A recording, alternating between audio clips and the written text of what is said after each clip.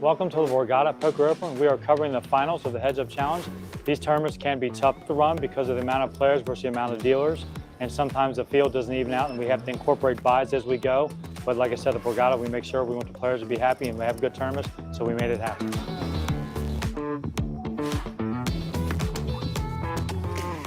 I just played the $1,700 heads up here at Borgata, and I had a bunch of fun winning my 4th round now, I think it was, and I'm looking forward to winning my 5th round.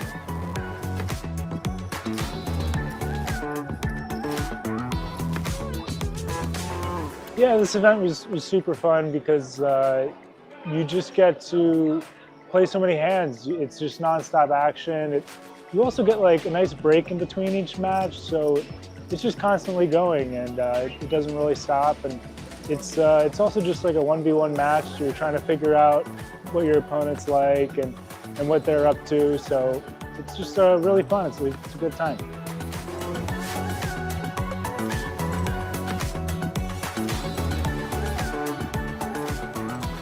For this event, I've had little to no heads-up experience. I've gotten heads-up in a couple tournaments, but you just don't get to play heads-up too often. In this event, of course, yes, you have to play different than a multi-flight event. You're just playing every single hand, and it's a lot more exhausting because you got to focus because the structure of this tournament's actually so deep, so you're playing for 2-3 hours pretty easily.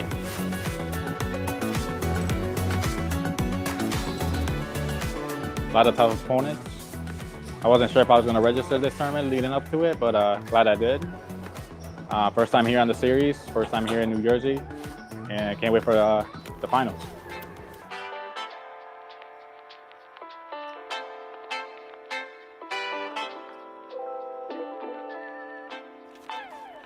The final 2 rounds of the Borgata Poker Open Heads Up Championship are happening right behind me. They're going to battle down to the final 2 players who are going to go on stream and battle it out for the first place prize of over $31,000.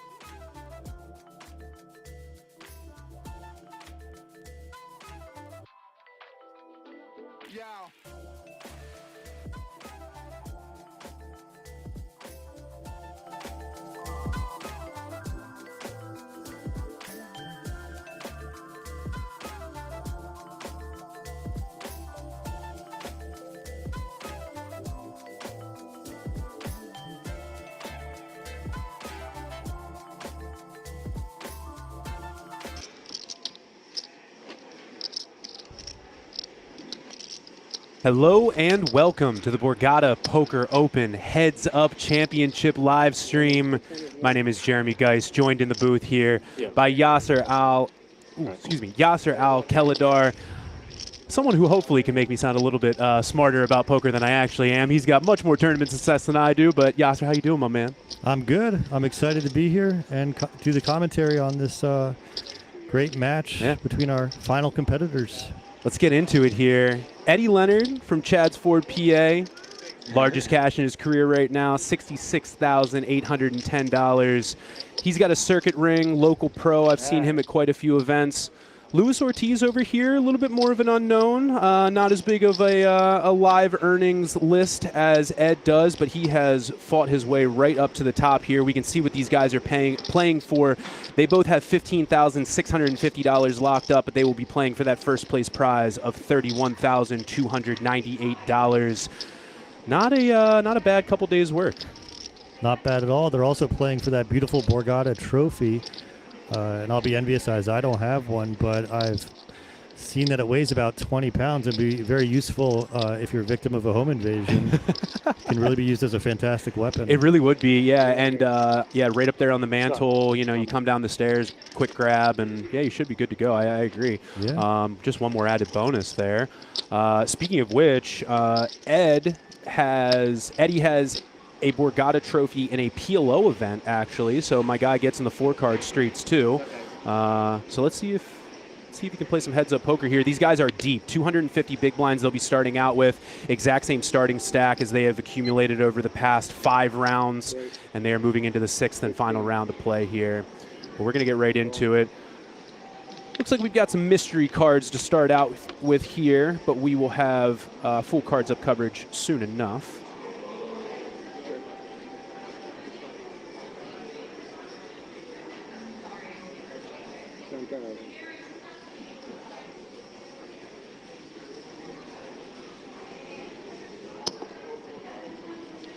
It's on the Queen 3-5, 2 hearts board. Eddie's going to check it over to Lewis, who's going to put out about a 10,000 bet here. Here we go. We got some cards. All right, looks like Lewis has turned. Well, he flopped a gut shot, and he has a blocker to the turn flush draw. And Lenny, as Edward Leonard likes to go by, has some solid showdown value with a pair of 5s that he flopped.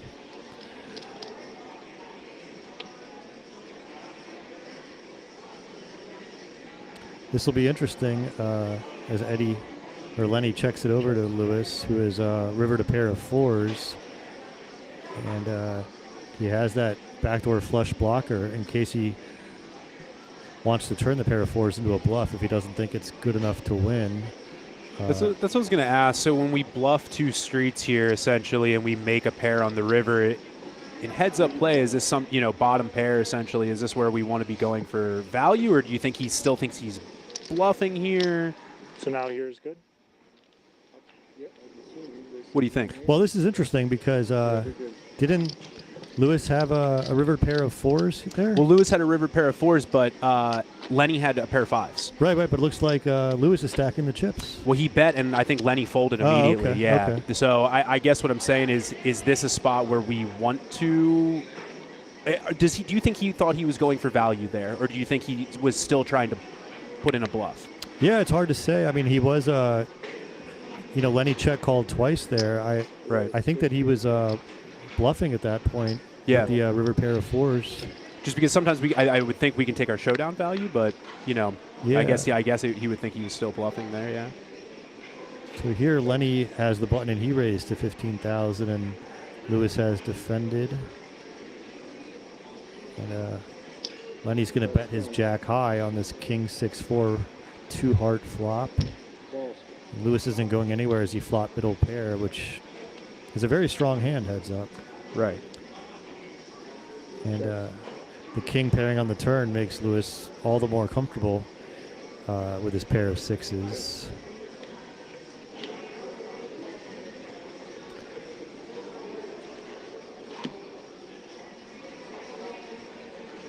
And after the turn goes check, check, Lewis is going to try to get value with his pair of 6s. Going to get it through pretty quick here. Yeah. So Lewis taking down the first few pots here. But as we look in the chat, a lot of love for Lenny. Brett saying Lenny for the win. Helena saying that's my boyfriend, go Lenny. But Jesse Fullen says that's my boyfriend, so I'm not sure what's... Ooh, there could be drama brewing already in the chat. We'll see. I don't know what to say about that. Yeah, right. As we've mentioned before, these guys are deep. Starting 250K big blinds deep, but Lewis going to open button here, and he's going to run right into it. Eddie with a real one wakes up with ace-king suited. A premium in any format, but certainly in heads-up play. I think we're going to see some more chips go in here. Yeah, this is an exciting hand for Lenny, and what a beautiful-looking hand it is. Ace-king of hearts. So he throws in the re-raise. 4X's it to 48,000. Lewis is going to have to decide what he wants to do about Eddie's 3-betting range. But they're playing insanely deep. I don't know if I don't see Lewis folding this one too often. Yeah, it's interesting. These guys are probably going to have a decent amount of time of feeling each other out. You know, this is the way that the bracket's set up. They have not played each other once in the rounds leading up to this, so they're going to have to try and figure out on the fly what 3-betting tendencies the other player has. Where they're trying to make some moves, whatnot. But yeah, Eddie's going to flop an ace on Ace Jack 6 monotone. Neither player holding a spade. Right. And but Lewis isn't going anywhere with his flop middle pair of jacks. Yep. He's going to probably just hope to show this down as cheaply as possible on a treacherous-looking flop. Pretty innocuous 3 of diamonds on the turn. I think both players are kind of relieved to see that turn card. Right.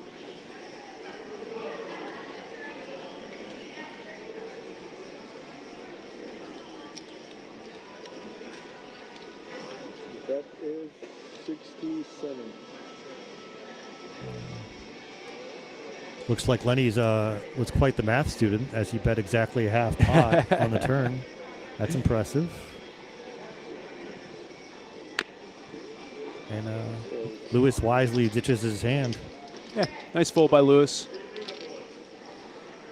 Again, as Yasser mentioned, middle pair and heads-up play is an extremely strong hand. You're going to see a lot more call downs with things as simple as ace high, potentially even king high in this format if we see this go on long enough. Yeah, heads-up ranges are considerably different than a normal, 8 max table. So. That being a 3-bet pot and a monochrome flop, Lewis didn't feel quite as good about his middle pair of jacks. Right back into it, Lenny picks up another beautiful hand, 10-9 of spades. So he's going to put in the raisey daisy to 15,000. Lewis, unfortunately, has to call with a trashy-looking 7-3, but can't really do any folding heads up in the pre-flop part of the hand. The flop is king 8-7, 2 diamonds, no spades. Lenny with 10-9 of spades has an open ender, and he can make second pair easily. So he's bet after Lewis checked his bottom pair of sevens. So this went check bet call for 22,000 pretty quickly. And just like that, Lenny's going to make the straight on the turn immediately. And the 6 may seem like a relative blank, but Lewis is going to want to get away from this one if he can. What a beautiful, fun turn card for Eddie. You can go for just try to extract the most possible now. So into the 74,000 chip pot, he has wagered 112,000. He goes ahead and puts in the overbet on the turn, but may have been ever so slightly greedy as Lewis gets away from it immediately. Good fold again. There he missed the 1.5x 3-bet by 1,000 chips. Maybe I give him too much credit for being a fantastic math student. What were you thinking, Lenny? Jeez. You're better than that. And, Lenny has opened up the slimmest of leads, 1.519 million. And Lewis has the remaining 1.481 million. Only 6 big blinds between these two players. Difference.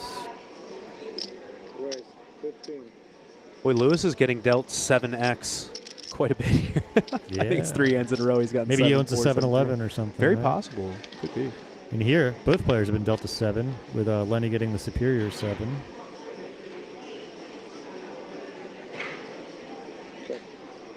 He's going to quickly flop an ace out of position here, and if Lewis decides he wants to bluff at this, you're going to see check raises quite a bit with top pair and heads up. So I'm interested to see if Eddie tries to slow play to this at all, but I don't think he will with 2 spades out there. No? Yeah, I think you go either way because he could represent some draws on ace 10 deuce 2 spades. Fair enough. He just goes for the check call of the 20,000. Queen of clubs rolls off on the turn there. Yeah, not much for Lewis to be excited about, but maybe that's why he'll want to keep betting as the pre-flop raiser. Maybe he'll put in a big bet here to try to shed Eddie of a, or Lenny of a deuce that he might have. Sure. Well, he bets 55,000, which was about near full pot. But Lenny's not going anywhere.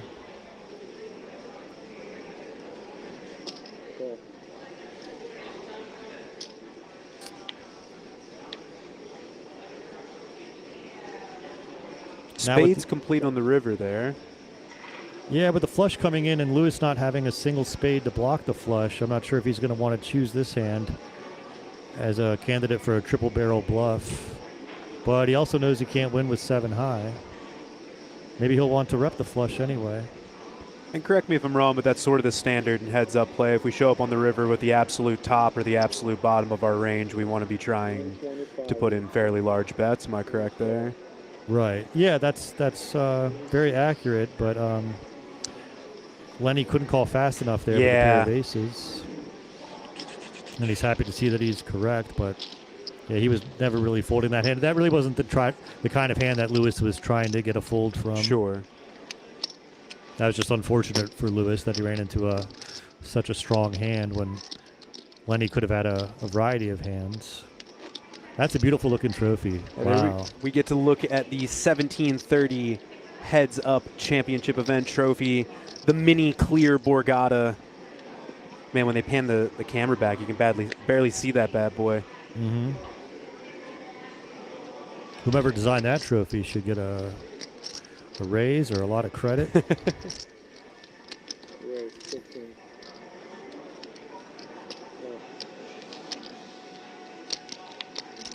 So Lenny shoots it up to 15,000, and Lewis is called with ace-4, and he's flopped a wheel draw. And Lenny has flopped top pair of 7, 7-5 deuce, 2 hearts. Both players have the backdoor flush draw. That's 35. Now, Lewis might want to check raise this, but probably not, since he might think his ace high is good a lot of the time. So yeah, he just goes with the call, hoping to spike a 3. Well, he's made the pair of 4s. Checks. Now he's certainly not going anywhere.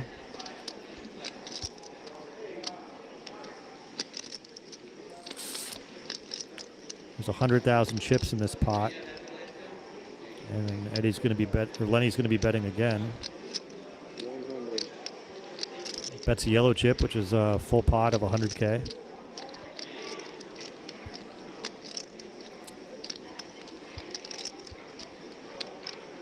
Lewis thinking over his options here, but as I already mentioned before, even ace high can be a very strong hand in heads-up play. So when you turn a 4 and make a pair, you know, we're going to be continuing on that board a lot. And 9 of hearts on the river there. Lewis is blocking that nut flush, but so is Eddie. It goes check, check pretty quickly. Lenny's going to take down that pot. Nice hand. Gets 2 good streets of value at a top pair. Yeah, looks like in the early going here, Lenny's just making stronger hands. You know, that's just going to happen. There's going to be a lot of ups and downs for both players. Sure. So Lenny's used that hand distribution to open up an early lead, but Lewis seems to be playing fine poker himself. Just needs to, you know, start flopping and turning, and especially rivering stronger hands. Accurate. Always a key skill to have is knowing how to river your opponents correctly. Oh, you know? yeah. It's hard. Some people, it takes a really long time to learn that one. Yeah. Some of us never learn that. Right. I certainly haven't gotten that skill down yet. So. Lenny getting another fantastic hand with the queen jack of spades. And similarly, Lewis is unfortunately just getting the other end of the deck completely. And he's going to raise it up as he should, but unfortunately Lenny's going to put in that 3-bet. Lewis is going to get out of the way pretty quickly and bleed a few more chips here. Lewis, this 8-4, 7-3 nonsense, it'll turn eventually. I agree. promise you. Yeah, I promise. it has to. Yeah, with as deep as they're playing, you should have plenty of time to, you know, find some stronger hands down the road. Beat the variance a little bit. Yeah. in the background there, we can hear the incredible director of poker operations here, Kelly DeCellis. She is absolutely fantastic, and if you guys haven't been down here to the Borgata Poker Open yet, they are doing some absolutely amazing stuff down here. I mean, right in front of your eyes right here, how often are you guys getting to see heads-up tournaments, outside of the WSOP? So this is just absolutely fantastic to see, and we're really happy with what's going on at the Borgata here. Make sure you get down here. Still plenty of action left to happen over the next week, including the championship event and the high roller experience. So we are jumping right back into it here. Lewis getting dealt another couple rags. Eddie getting dealt a pair on the button and turning a flush here. Not the best flush in the world, but he's got it.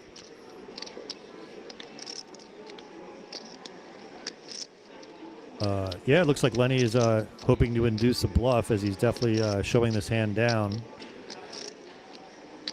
9 of diamonds on the river there, going to not really change a whole lot. And Lewis is going to go for it again and get a snap call again. He is just unfortunately running into it. Yeah, that's unfortunate for Lewis.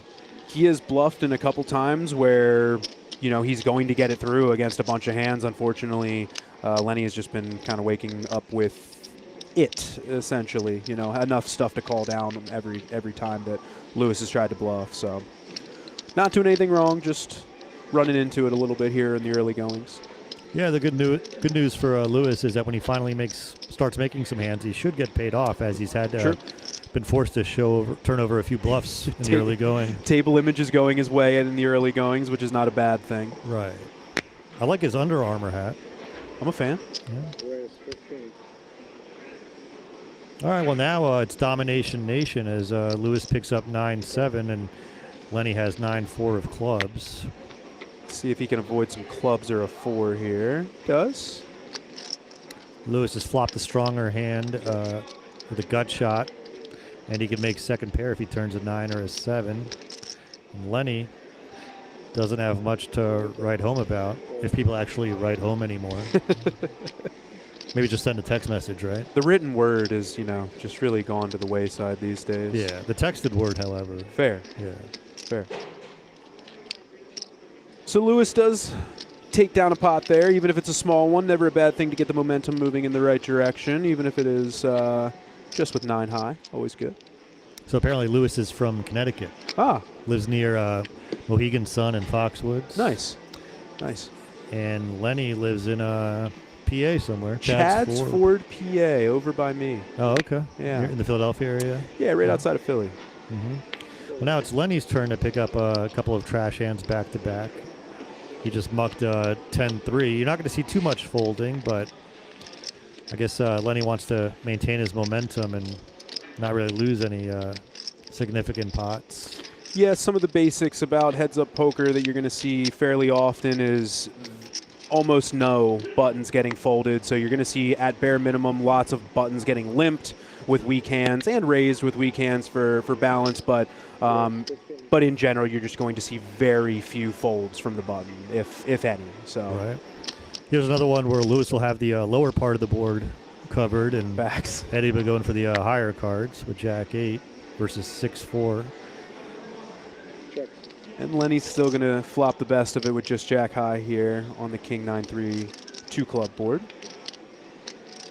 Oh. Lewis turns the magic 4. Nice. So he's excited about that.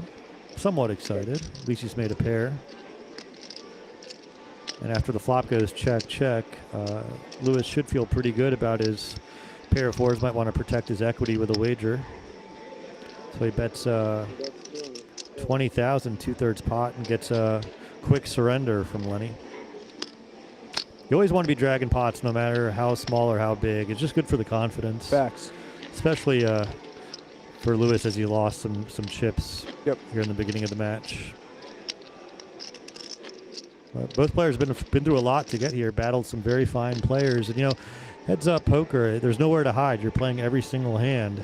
So it's very mentally tiring. So a lot of credit to both players for reaching this stage. Yeah, as Kelly was announcing the first round matchups, I remember sitting in my seat in the back of the room just thinking, like, man, there's some real crushers that showed up for this thing. Darren Elias was in the mix. three-time bracelet winner Paul Volpe, main event winner Joe McGeehan. You know, there were some very, very, very good players mixed in, you know, these first few rounds. And yeah, these two guys battled it out, weathered the storm, and are up on the big stage right now. So cool stuff to see. Yeah, very excited for both players. So Eddie with the best of it at the moment, holding black sixes, but Lewis has 2 overs to his pair, and you know, again, he's holding that ace of diamonds blocker that can be relevant sometimes in these scenarios. Let's see what he decides he wants to do on this turn. Yeah, Lewis can't be mucking ace high too often, especially after the flop goes check, check. So goes with the calling option. And good on Lenny for finding what I believe to be a small value bet there on the turn. And he may even just check back and take his equity. It'd be interesting to see here. Yeah, he does.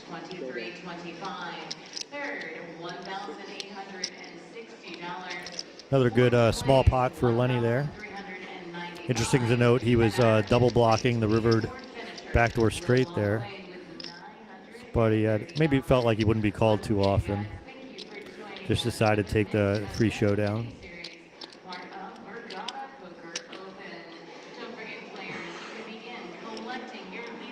Looks like Lenny is a graduate of St. John's University, if I had to guess. Okay. Good lacrosse team over there. Oh, yeah? Oh. There it is. I told Lewis things would turn around. You He let picks him up know, man. You never the Pocket lie. Rockets, the Yeah. American Airlines. He might be a little dismayed that Eddie does not have something super strong. He only has a queen 4 of different colors. Let's see if he can connect with this board. Okay, well, we might see some fireworks or a big pot as Lewis has flopped the over pair and Lenny has flopped bottom pair of 4s, but he has the queen high flush draw to go with it. Flop goes check, check. Oh, wow. Oh, my goodness. Lenny all over this board as he has turned trips. Trip 4s. Guys, it's never fun getting your aces cracked at all, but getting them cracked heads up is even more brutal, man. You just like to win with the hand number 1 when you have it, you know? Yeah. This time, Lenny landed on exactly 1.5x pot by betting 45,000 chips. I'm being told that Lenny went to St. Joseph's University. Oh, okay. Yes, My yes. apologies. No, that's okay. But good to know. Yes. Pretty innocuous 10 on the river here, offsuit 10. You know, the 4-card flush does not come in. Lewis does not have it, but I think Eddie's going to be pretty comfortable betting his trip 4s here, and I think he's going to just get a snap call and... Right. Well, it hasn't been snapped, but it will be called. Yes. But the sizing is giving Lewis some pause. There it is.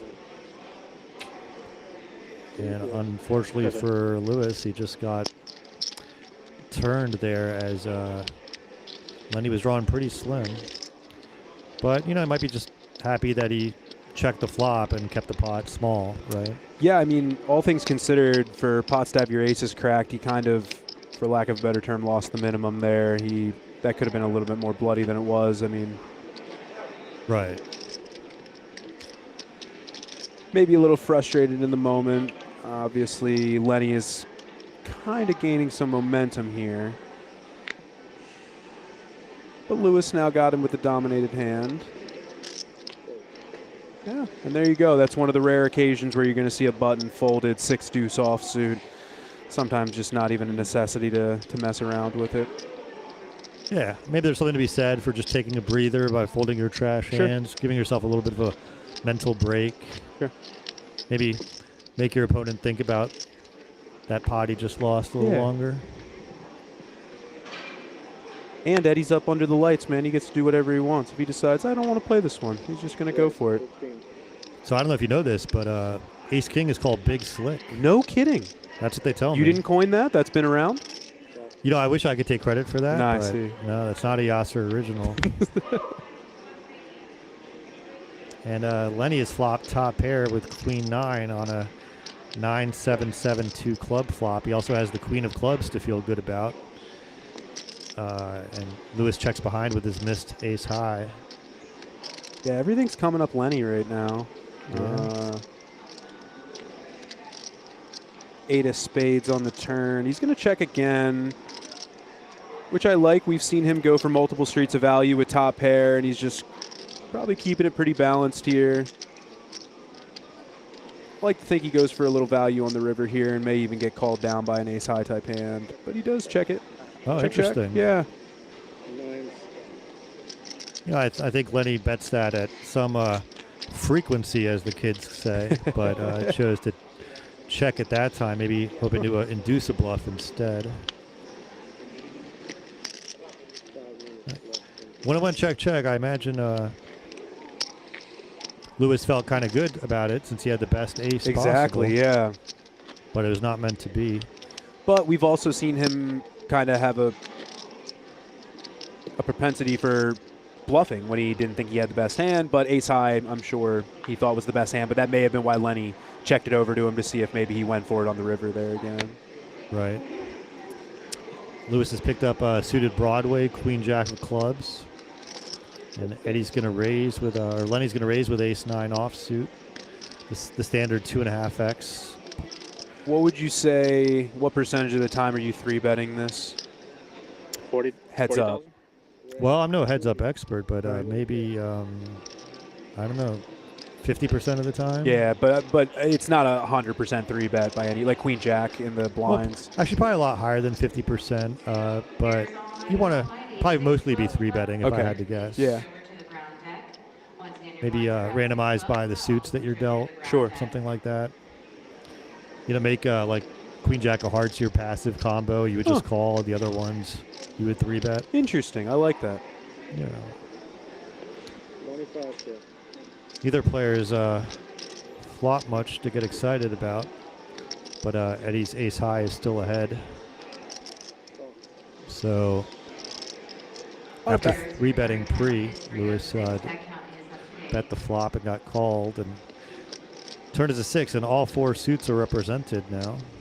Yeah, Lewis had some backdoor opportunities there, but unfortunately that 6 is not one of them. Yep. He's going to keep putting the pressure on, and he's going to get a fold from an ace. All right, well, good for Lewis. Yeah, nice job, Lewis. He had fallen behind at more than a 2-1 deficit, but clawing back a little bit here. Those are some fantastic-looking Borgata chips, right? Oh, they are. Every chip set they have here is incredible. Those ones are the clay Paulsons that are really nice, but they're like ceramic chips that they use for a lot of the big field events. Are incredible. I love the Look chips forward to here at the using them. Borgata. Look forward to using them in the main event this weekend. Heck yeah, man. All right, Lewis has won consecutive pots here, getting a fold pre-flop from 3-8 offsuit.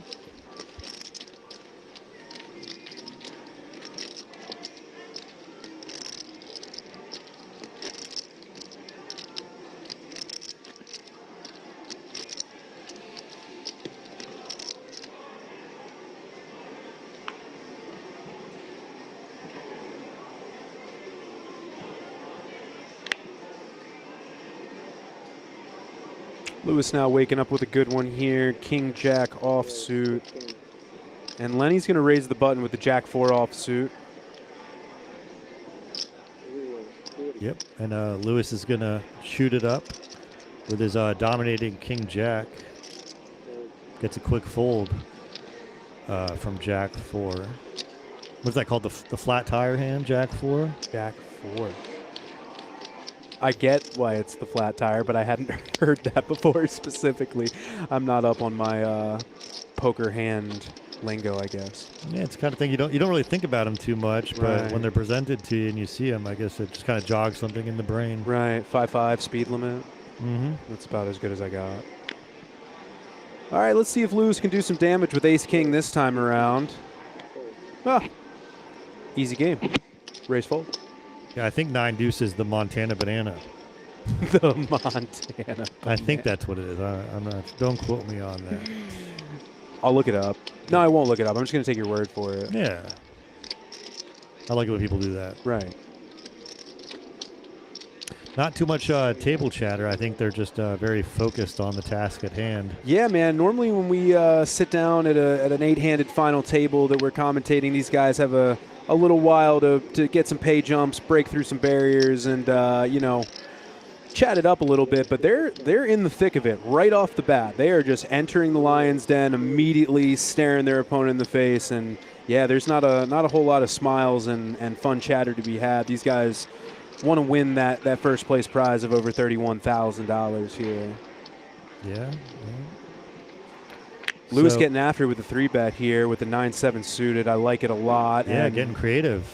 Beautiful. Eddie with the ace on the button here.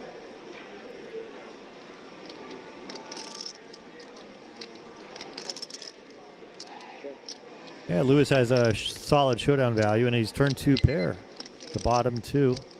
I think now, after the flop goes check, check, he's going to be interested in getting some value from his 2 pair after the flop goes check, check, and he 3-betted pre-flop. Definitely going to want to. Eddie's still with ace high and a gut shot.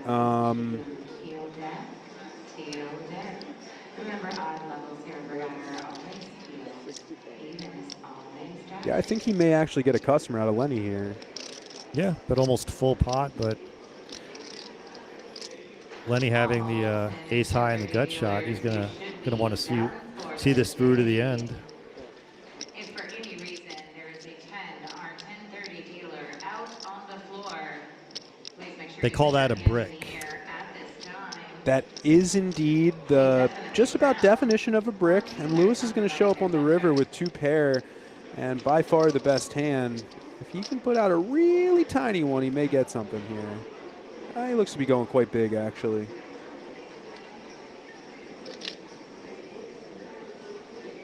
He got a quick fold after he fired into the 210,000 chip pot by betting, wagering almost full pot there. That's a solid pot for Lewis as he continues to crawl back into it. Well, he's not even a 2-to-1, even a What is it, 2-to-1 2-4? disadvantage. So Yeah. 4-8. the blinds have gone up to 4,000 and 8,000. So Lewis is playing almost 150 big blinds deep, and he's the covered stack. Still plenty of poker to be left to be played. Oh, yeah. Even with the blinds going up, deep structure here, and I believe they're 20-minute blind levels. I actually need to check on that. It may be 30-minute blind That's what I was levels. told. I was told that by Lenny himself. 20-minute. 20-minute blind levels, I thought, yeah.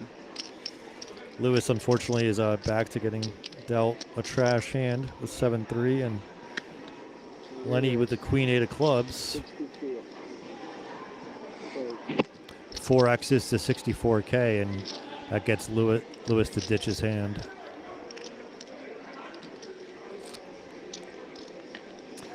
Yeah, no Mondo coolers as of yet. The aces versus trip fours hand was a little bit rough, but yeah, it's interesting when 2 players are, it's so hard to make a very, very, very good hand, and when you see coolers, it's a rare thing, but haven't seen anything too crazy yet in this heads-up match.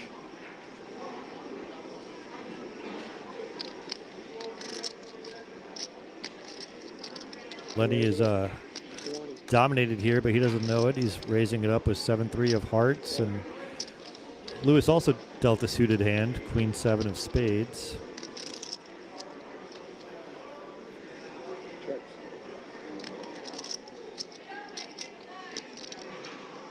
Check to Lenny, who's going to bet his middle pair of threes. Lewis probably feels his queen high is ahead a lot of the time, plus he has the backdoor flush draw.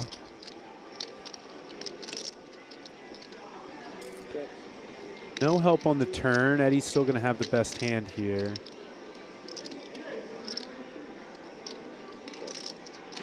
He'll check it back and see a free river.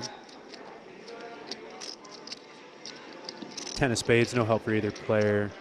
If he can make it showdown, Lenny's going to take this one down too. Showdown. There we go.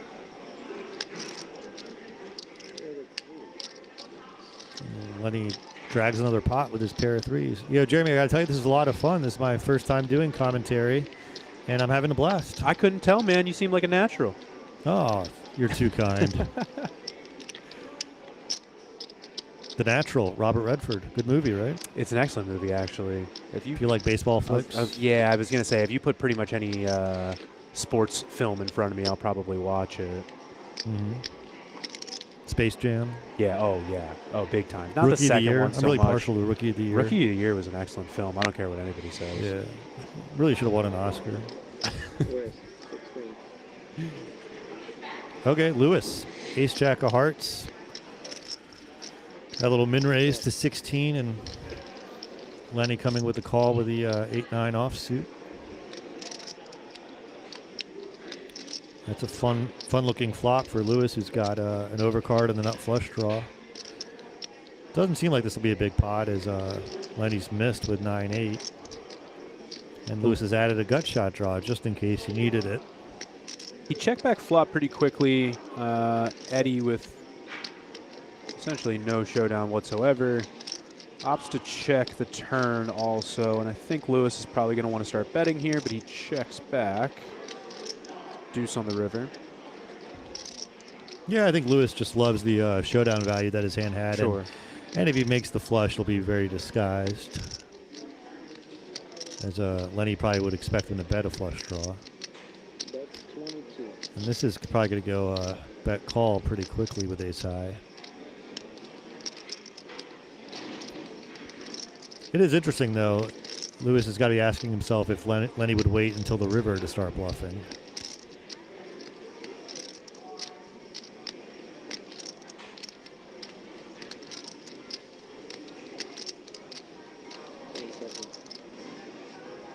Ooh, that's surprising. It is surprising. I thought that would be essentially the exact board you'd want to be calling down with ace high, but I guess he does hold hearts too, which he would like his opponent to have some hearts that they're often bluffing with, so that may have added to the decision, but yeah, interesting. But he lays it down, moves on to the next one. Lenny gets one through there. Mm-hmm.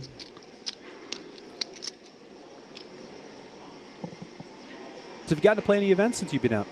Yeah, I've had a fun time. I got here last Tuesday night. I played the opening $1 million guarantee. Got a small lame cash in that one. Okay. I took 9th place in the horse championship on Sunday. Hey, congratulations. Thank you. Narrowly missed that on the final table. Yeah. We got day 2 of the Almighty Million tomorrow. How much you bag? A very, very, very small amount. That's all right, though. You never know. Yeah. You got chips in the bag. That's the first part of the problem. Yeah.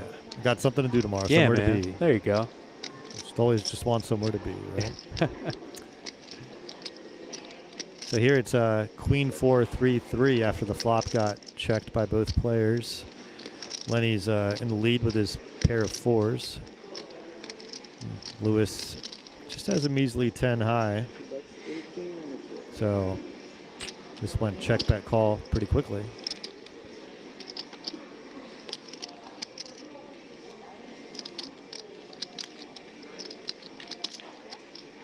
We haven't really seen any really big pots, I don't think. No, that's what I'm saying. There hasn't other than that aces versus 4s hand, and even that was on a monotone board. There hasn't been a ton of hands that are clashing. We'll say two big hands mating. Yeah, playing this deep, and they're still feeling each other out. Right. Maybe you're gonna really want to see 2 strong hands to justify playing a big pot at these stack depths. Yeah, it's interesting. With these stack depths, everything's going to be a little bit different. But in general, in heads-up play, you're all in a lot. That's kind of just the natural variance of heads-up play and wanting to put max pressure on when you're up against a singular opponent, that has not as strong of a range. But, you're just going to be heads-up a lot, or all in a lot. So once these guys get a little bit shorter, right now they're still deep, we'll probably see a little bit more of that. But. Mm-hmm. Both players have been dealt a 10. Lenny with the superior 10. And Lewis got the Doyle Brunson, rest in peace. He just folds it immediately. Yeah. Come on, man. Do it once for Doyle.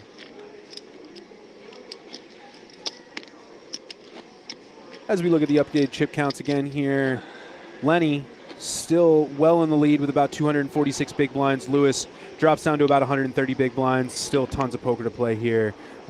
These guys are going to be battling for the better part of the next couple hours, if I had to guess. Yeah, playing this deep would just make my head hurt. Yeah, man. Every decision, there's nowhere to, as you said, there's nowhere to hide. You got to be involved. You got to be putting chips in the pot when you know, don't have the strongest hand in the world, thinking about every decision. Yeah, it's not an easy thing playing heads up for long periods of time this deep. Mm-hmm. Lenny puts in the 3-bet with Queen 8 of spades after Lewis opened Ace 5 offsuit. But Lewis won't be folding this hand, I don't think. Ace is just too good to not at least see a flop with. And okay, Ooh. well, I've been wrong before. I'll be wrong again. Yeah, Lewis seems to be taking the more low variance routes in a lot of his decisions here. You know, we saw that ace high fold on the river there a little bit ago, but yeah, nothing wrong with that. Again, we're still very much in the early goings, and these guys really are going to feel each other out a little bit. And, you know, not for nothing, Lewis hasn't been dealt a ton of, you know, high-quality hands yet, and the ones he did get, unfortunately, didn't go too terribly well for him. So, right. It'll turn. Yeah. See, players have time banks there. Don't believe any time banks have been used in this match. Yeah, that is worth mentioning. These guys are on a shot clock. They have a limited amount of time banks that you see sitting off to the right of Lenny there. You know, so ideally we're not going to see any insanely long tanks here because they're going to be held to, you know, the time banks that they have. I believe that clock is right out of frame to the left of the dealer. Eddie goes with the Razy Daisy, the 10-5 offsuit. 2.5x to 20,000, and Lewis has made it 3-bet to 60K with King Jack and gets the fold. Got to feel good about that. You really just want to keep dragging pots no matter how large or small. Sure. You know, and he's trailing by less than 2-1, so yeah, he's got no reason to get down on himself or anything. Nah, we're not in the danger zone yet. Plenty of moving left to be done.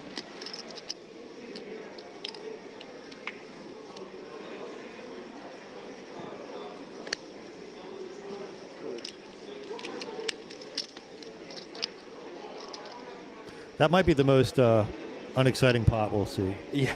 7 deuce and 8-5. Yes.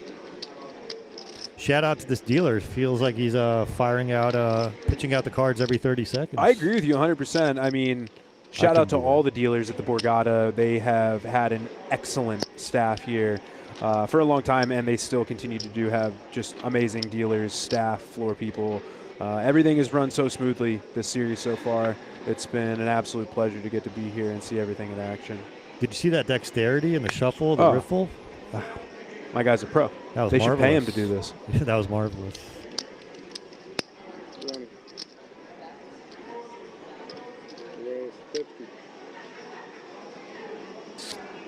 Lewis getting creative with the 3-bet with 8 high. Quick 3-bet. Gets a fold from a better hand. Yeah.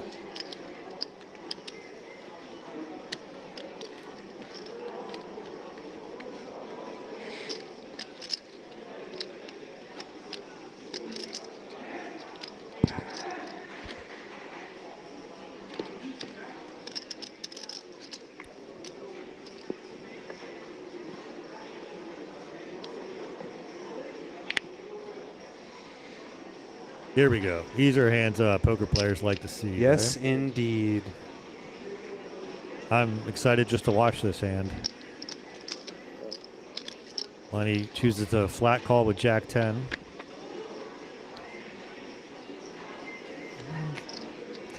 Not the action flop we were hoping for, but deuce 3, 4, 2 diamonds.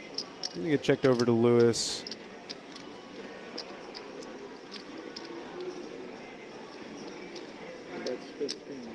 I'll continue for 15,000 here, get a quick fold out of the Jack 10.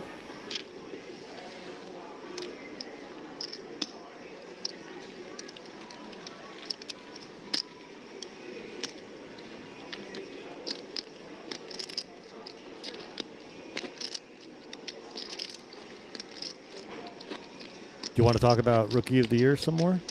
I mean, Maybe later. maybe later. Yeah, Yeah. yeah, yeah. That's definitely a subject I'd be happy to talk a lot about. King versus King. Eddie with the dominated of the two. He's got King Little on the button, and we'll get called by Lewis, who's just going to defend here. C3. Well, And Lenny true- outflops him again with true the to pair form. of deuces. Yep. But Lewis does have the backdoor second nut flush draw. Keep that in his back pocket.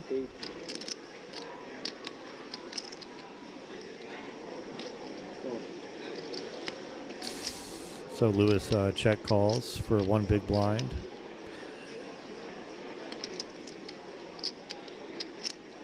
It's a very blanky looking 4 pairs on the turn.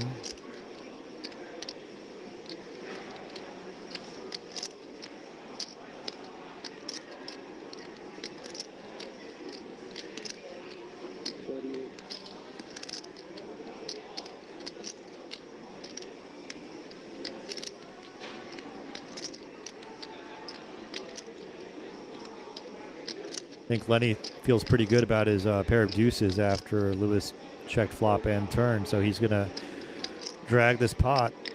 Yeah, I'm seeing Lenny put in quite a few value bets in some good spots. He seems to have a good gauge of where he's at. Not sure how often he's playing heads up, but obviously enough that he's made it here. So, online guy, plays a lot online. But like I said, no stranger to winning a trophy here at the Borgata in a PLO event. So the guy gets out there, gets into it, gets in the streets.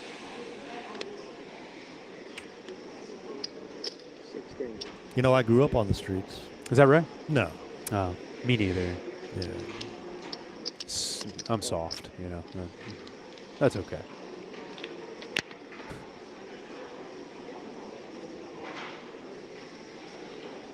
Not much on the 10-5-3 2 diamond flop.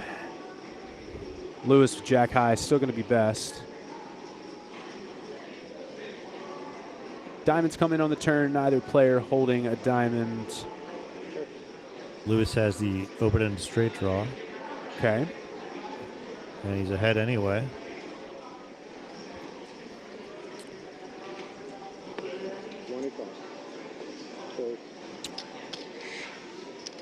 Gets a quick fold to his 25,000 chip wager.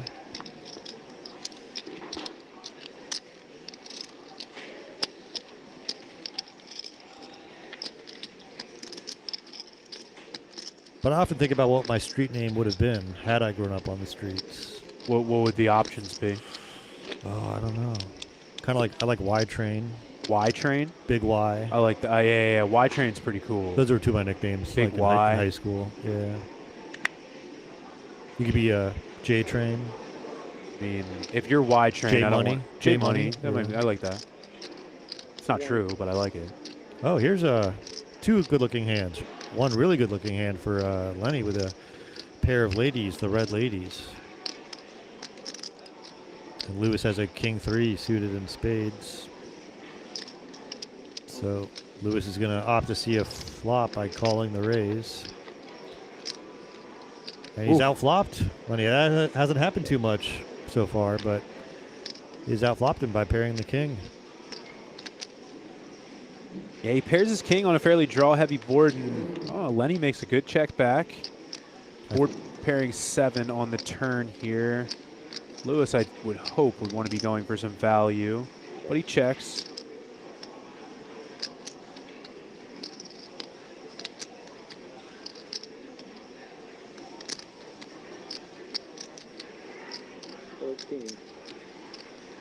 Maybe Lewis will want to check raise here, but he just goes with the call. I'm sure Eddie thinks that he's... thought it was a queen for a sec. Sure, Eddie thinks that he's betting for value here, but Lewis has done a pretty good job of keeping his hand disguised. The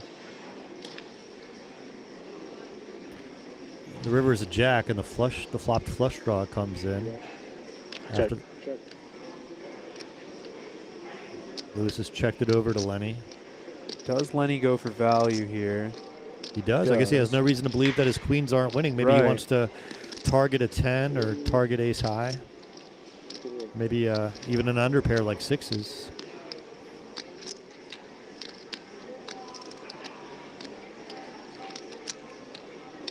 You know, all those under pairs did not get counterfeited.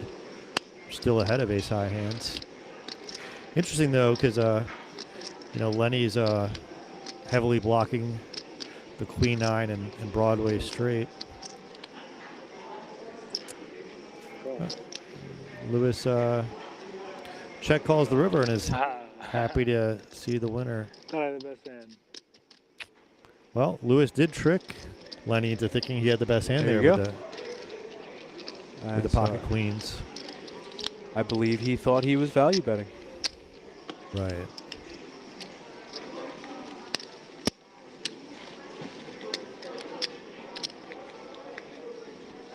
Once again, not a ton's changed here on the updated counts. Lenny still sitting in the lead with 233 bigs. Lewis, 142. Still plenty to work with. We rage on. Rage on.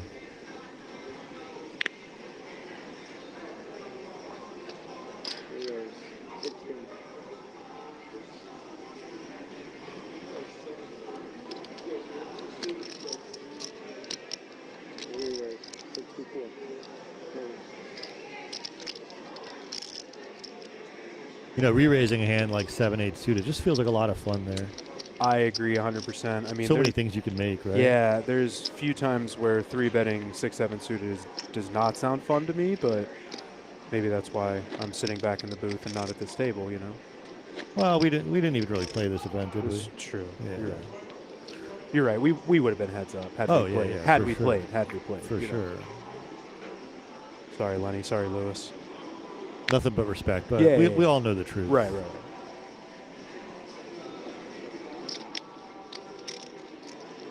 All right, so Eddie's going to open the button here with the Jack-4 offsuit, the Robbie. And Lewis going to come along. He 3-bet King-Jack from the blinds earlier, and now he opts to just call. Ace-9, 3-2 diamond board. It's going to check over to Eddie, see if he wants to continue. Ace-high boards is a 3-better, or as the pre-flop raiser on the button. It's going to be a hand we probably want to put some more money in no matter what. Kind of a range continuation here. Yeah, and Lewis just thinks his king high is too good to get rid of, and he's going to feel even better about it now that the ace is paired. Yep. And he had a backdoor Broadway draw on the flop. Then he blocks flush draws. He's going to want to keep firing. You know, maybe get Lewis to fold if he has a king high or queen high type hand. He has chosen a pretty big sizing, right? What was this, 90,000 into 60,000? Yeah, and he just gets the best hand out of there real quick. Yeah, it's really tough to continue against 1.5 times the pot, right? He's going to have to do it sometimes. I just don't know if that's the kind of hand he wants to check call turn with the looming threat of a large river wager to deal with also. Sure.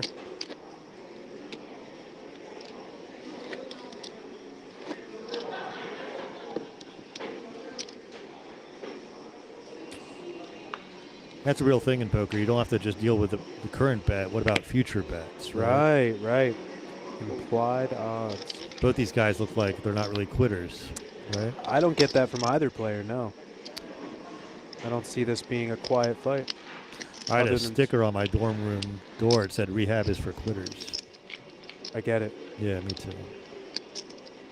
Words to live by. Yeah. In your college dorm, you said? On the door of it, yeah. Where'd you go to college at? I went to James Madison University. James Madison University. In the Shenandoah Valley of Virginia. Middle of nowhere, but it's a beautiful place. You guys known for anything over there? Well, our football team's pretty good. Yeah? Basketball team made it to the second round of the big tournament before being annihilated by Duke.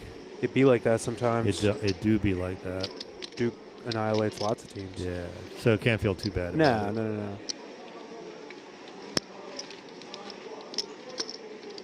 I was watching that game last March. My friend, I'm not just bragging about having a friend, but my friend was complaining about the refereeing, and I said, buddy, it's Duke. I don't think the refereeing is the reason we're losing by 30 points, you know? Let's get real. Accurate. Yeah, I watched that game with both of my friends. It was cool. Nice. Another tiny thing worth mentioning here, if you haven't seen it already, comparatively to a normal tournament structure, there is no big blind ante and heads up play here. If you get down to heads up in a normal tournament structure, you would still have that big blind ante in play, which changed ranges a little bit, just because you're fighting for more dead money pre-flop. But yeah, no ante in this. Pretty straightforward structure. Okay, interesting. You know, with the absence of the big blind ante, you can do more folding pre-flop because the price you're getting to see a flop is not quite as good. As good, right. Yeah. You know, in a multi-table tournament, when two players get heads up, you see by two strong players who know what they're doing, like these two fine gentlemen, you really wouldn't see any folding pre-flop in that scenario. But yeah, the absence of the big blind ante has a big impact on their strategy. Also, players, at the end of this level, there will be no break. We are skipping the break at level 16. This is to play right through 17, which is your bag and tag level, so we can get you out of here a little bit earlier tonight, because you are up tomorrow at 10:15 for that restart. If you heard one of the awesome floor staff in the background there announcing the end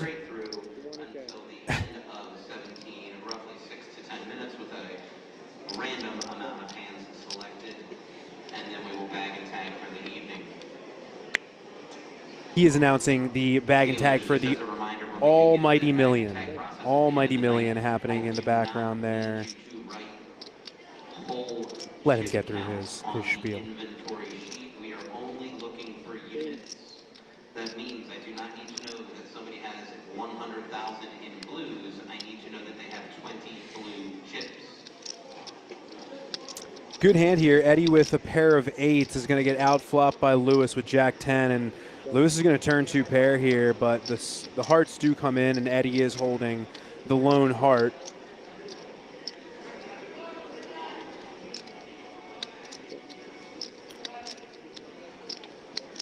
There it is. Wow.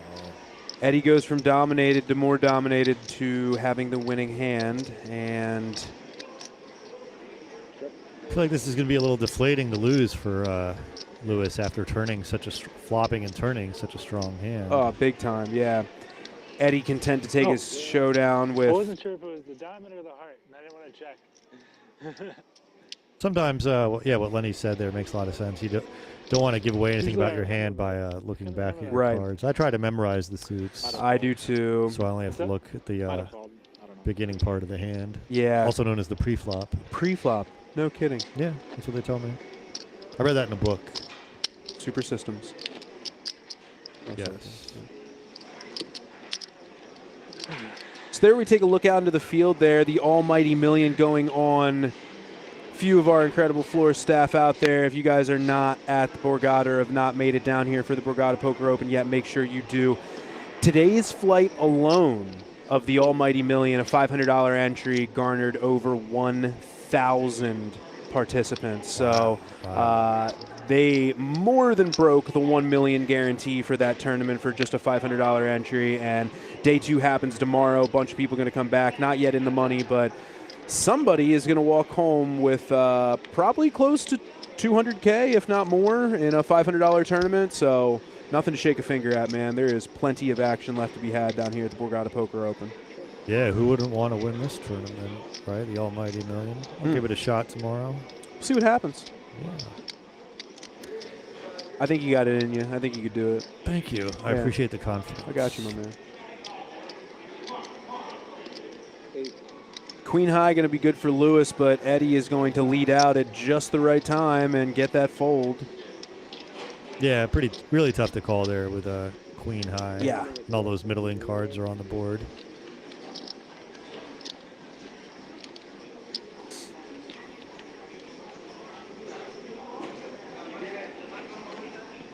Players look very relaxed, very comfortable. This is like We're both like an old hand at this, right?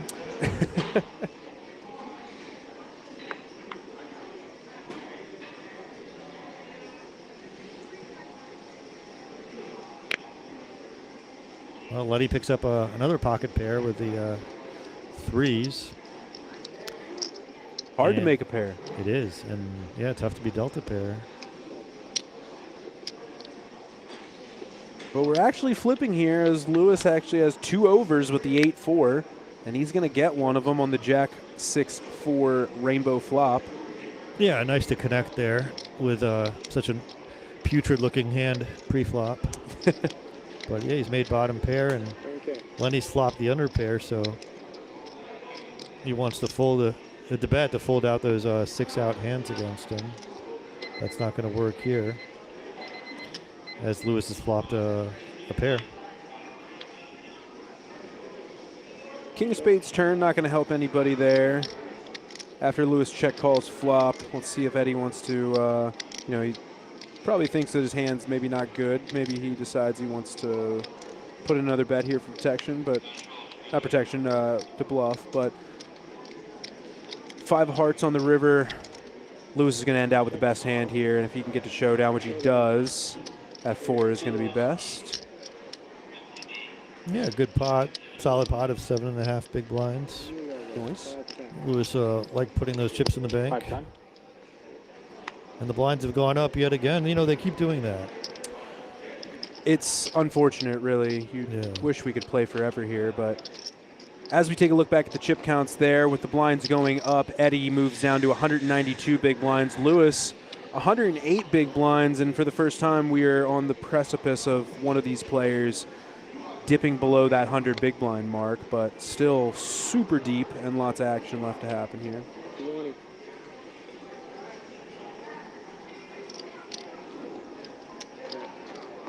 So Lewis shoots it up with king 3, and Lenny defends queen 4 of clubs. Not much for either player on this 9-deuce-7 flop.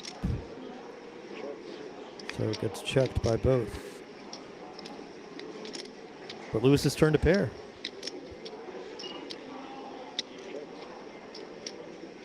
Has the best hand, keeps the best hand on the 3 of spades turn there. I think this will elicit a quick fold from Lenny, and it does. You know, both players just want to keep stacking some chips, no matter how few chips are in each pot. Good for the confidence. Oh yeah, getting the momentum moving, but yeah, also eventually here, those small pots are going to really start to mean something once the blinds go up enough. But right now, they remain pretty deep. Yeah, got to settle in. Might be here a long time. That is true. And there is no rhyme or reason to it, as I have covered quite a few poker tournaments in my day job, and it is so interesting to see how, 2 players can play for absolute hours, and other players who are way deeper get finished in 3 hands, Oh, here we go. Well, Lewis has flopped an open-ended straight draw and an overcard, a backdoor flush draw, and Lenny's flopped a pair of 9s with the ace kicker. Middle top. Yeah. I don't hear that too often. I like that. Middle top. Yeah. It's a heads-up term. You might not have heard of it before. Yeah.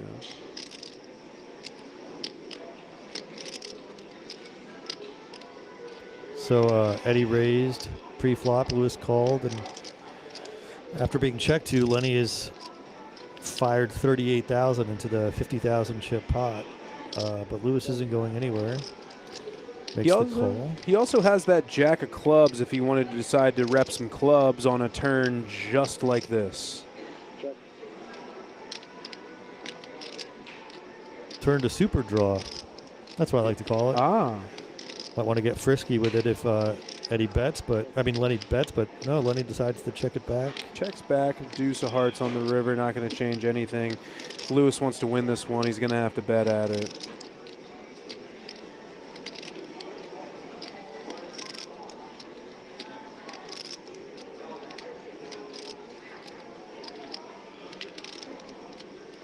That's interesting. That club in his hand might tempt him to make a very large bet. Mm-hmm. But I don't know if that will work. Here we go. 126,000 the pot. He's bet 80,000. Oh, Lenny quick wasted call. no time in calling with second pair. His hand was Quick just, call from Lenny. yeah, his hand was just too good to fold. The run out was one that he likes too. Just deuce immediately, you know. Yeah, and all the so many draws missed. Sure. You know?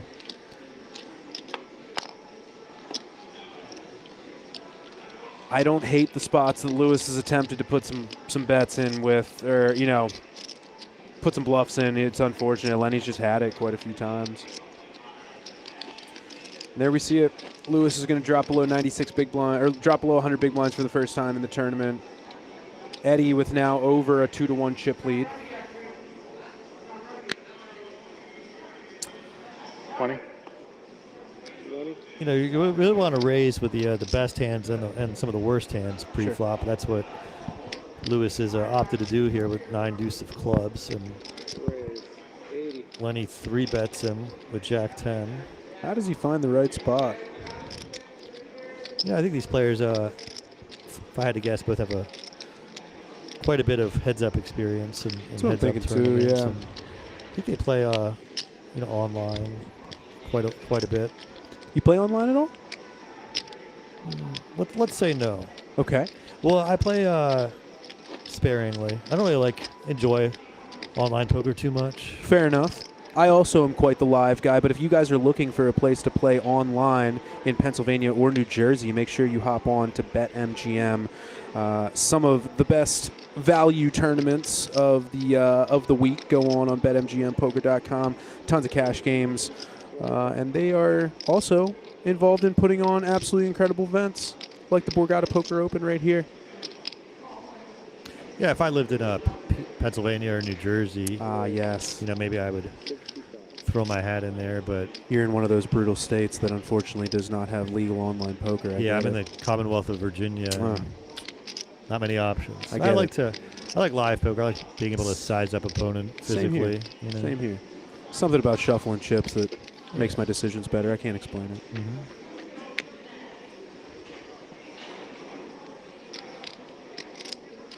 Here the flop is Jack 8 with 2 clubs.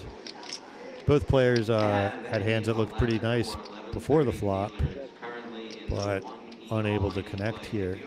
Yeah, it's been an interesting thing the first few orbits here as well. Both of these players, in the few times that they've had, call it big hands pre-flop, we haven't really gotten the boards we've needed for a clash to happen, you know? Yeah. After the flop goes check here in this 3-bet pot, Lewis has been dealt the best king possible, and Eddie's got solid showdown value as well with ace high. So these players will see a river for free. I think they'll both be content to just show it down.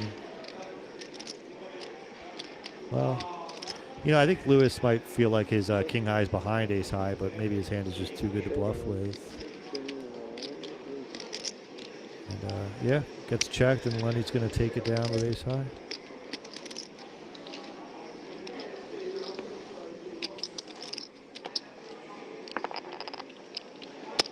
And it may look like this is, an insane chip deficit that Lewis is working on right here. But as we see, still sitting with 87 big blinds, he's got a decent little stack of those 100K chips still sitting, yellow 100K chips still sitting over on his side. So he's not in the danger zone quite yet, obviously at about a 2-1 chip deficit there, but not in the danger zone quite yet.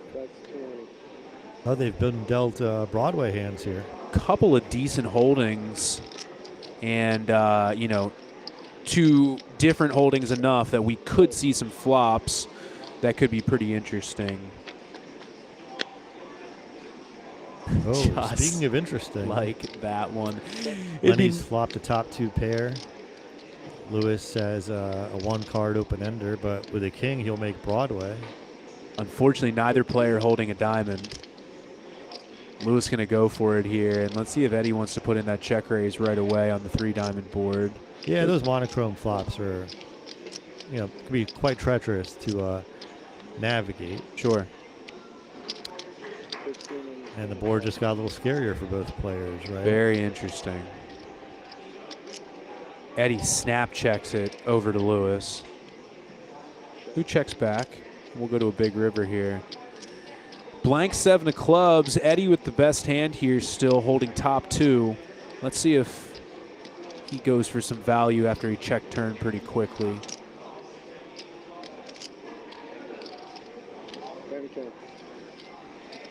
Goes for the block. You know, I always find myself folding to this kind of sizing. I just never believe that someone's bluffing for that amount. Which would be a really good way to play against someone like me, I guess, is to bluff for like one big blind. Maybe I shouldn't have said that. I was going to say, you're giving away way too much right now about your own game, but no, I don't know. I think I could be completely wrong on this, but I don't know. I feel like the block sizing has gone out a little bit as players are getting less and less happy about getting it stuck in their eye as soon as they put in that blocker bet. You know, I think they become more cautious than what it used to be. But yeah, players used to put in that kind of block slash quote see where I'm at type bet a lot back in the day. But yeah, I don't feel like we see it as much anymore. But I thought that was a good spot for it right there. Scary board for 2 pair, but still have a hand we can maybe get some value out of. Yeah. Yeah. 25.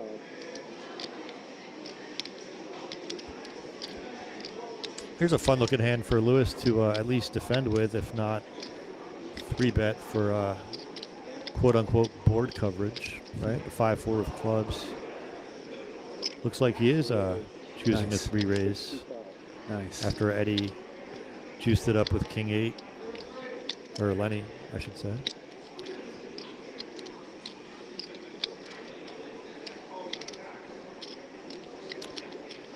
Is he putting in the 4? Wow. Let's go. I think that's our Let's go. First 4-bet of the match. My man.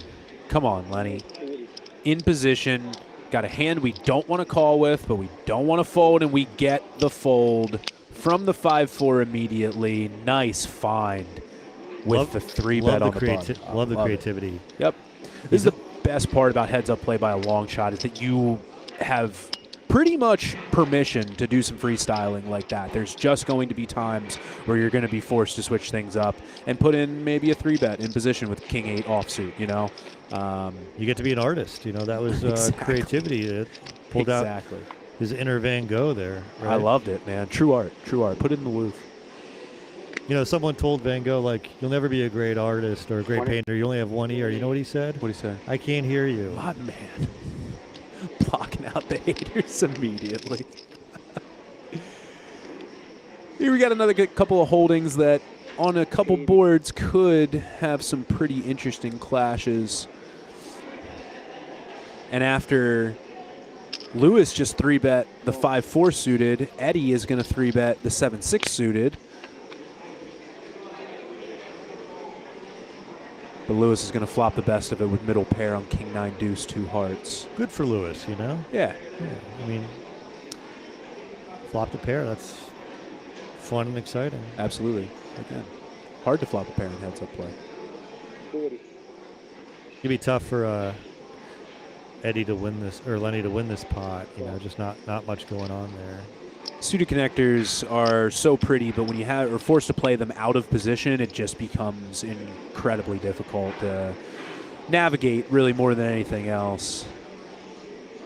Navigate, okay, Magellan. I wonder if Magellan would have been a good poker player.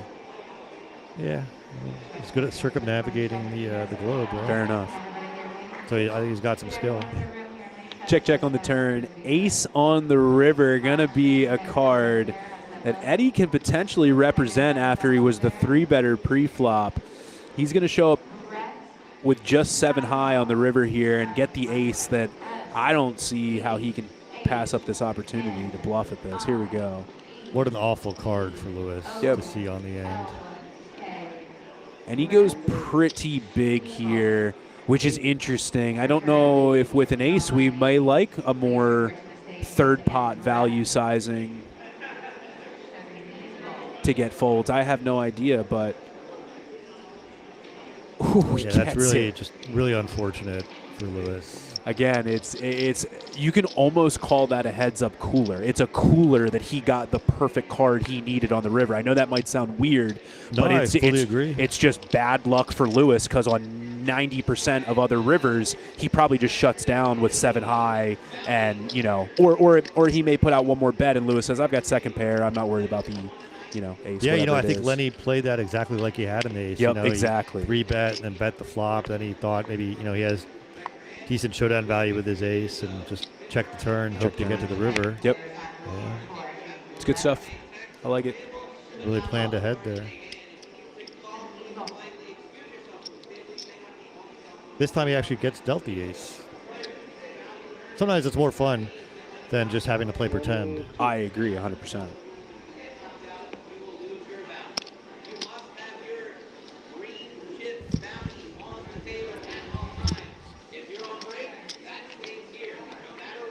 Here's a good connected. Oh, look at this. Lewis has just flopped the nut straight after defending with 10-9.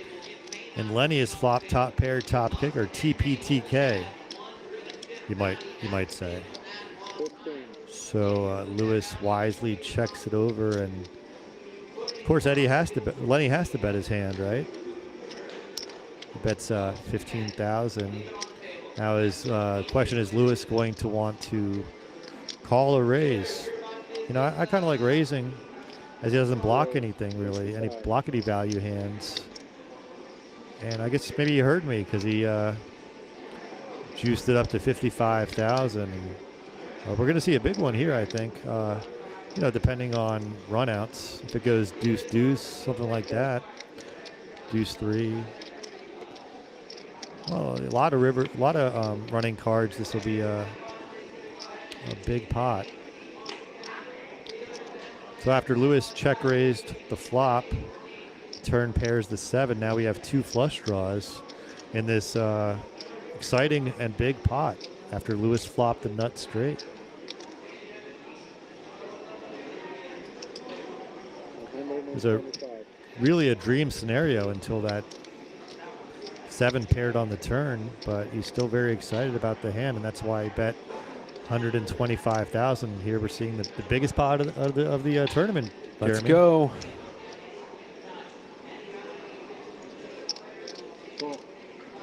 Top pair, can't get away from it yet. Ooh.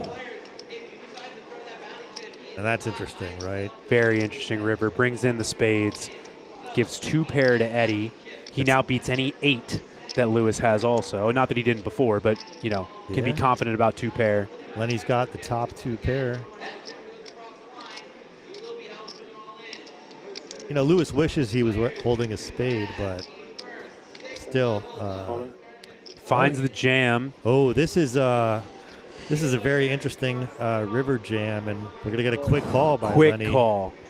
And just like that, Lewis has got a very solid chip lead. Not quite back into a chip lead yet, but he is going to fight his way right back to 130 big blinds to Eddie's 170 big blinds. He had him on the ropes a little bit there and was just dealt the exact hand that he needed at the right time. My math skills aren't quite what they used to be. Thought I nailed that one, but no, yeah, you're right. Well, those are the chip counts before the pot, right? Right there? Yeah.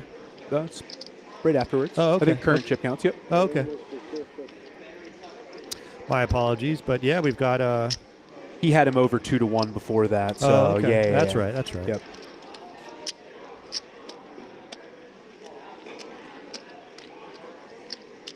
Yeah, those were some fireworks. Those are the hands we're looking for here, and honestly, I'm surprised we haven't seen another all-in before that, but there we are. That was the first time I think we saw the all-in button hit. Yeah, sometimes you just see those 2 big hands collide, and that's what happened there. And a very exciting pot for the viewers and for one of the players. Yeah. But what could Lenny do? I mean, that's just the cooler of all coolers, right? You're dealt top 2. You have top 2 pair heads up. We put our chips in. It's unfortunate. Sometimes we're just up against it, but yeah. Right. 10-9 again for Lewis, and he's connected with top pair.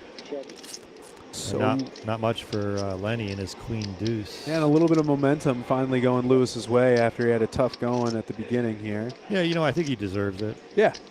You don't really want to think about much deserving in poker, but he had a rough start to the match. He had aces cracked, within the first hour. It's a tough thing.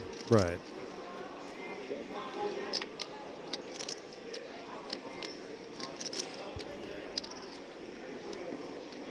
And Lewis, if he can get to showdown, is still going to have the best pair here. See if he considers going for value at all, but I don't think he's going to get any callers out of queen high, and he does go for value and gets the fold immediately out of Lenny. We needed a somewhat unexciting pot to catch our breath. It after, happens. Yes. Got to go back and forth. Balance the action. After the nut straight versus top two. Right. Allows me to take some deep breaths. I got nervous just watching that. Imagine what the players were. I know, right? Going through.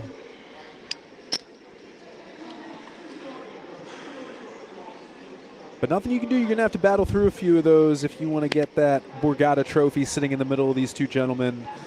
I think it's pretty. I wish I had my hands on one of those. Both players, they're going to have to earn it. You can't just grab it and no one's looking and run off with it. Right? We wish we could, but they got security. We do have security here. Excellent security at the Borgata. I wouldn't go up against those guys. I know, and that thing's heavy too. You're not going to be able to run too fast with it. But again, it could be used as a weapon. That's true. In your getaway. That's true. Right? Not that I recommend that. No, we're not suggesting anything. Nobody here. get any ideas out there. Right. St. Joe's University. That's Philadelphia, right? St. Joseph's University, actually. I don't know where St. Joseph's is. St. Joe's and St. Joseph's. They're different? They are different. They are different. And, I'm told 20. Lenny went to St. Joseph's University. But isn't St. Joseph's also called St. Joe's? Am I wrong on this? I don't know. Let's find out. I don't know. Don't let me cause any trouble. Sometimes I... who knows where I get my thoughts from. All right, both players have flopped the draw here on the deuce 7-9 all suits. Rainbow, it's also called. No suits, you might say.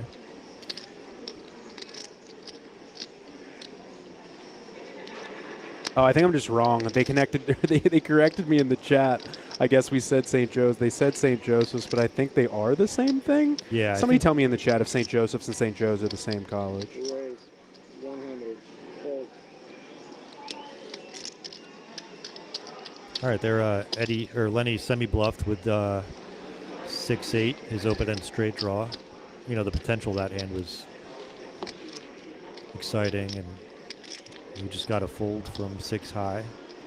Lewis flopped a gut shot, but didn't really want to draw to the low end of the straight, the sucker end, sometimes it's called.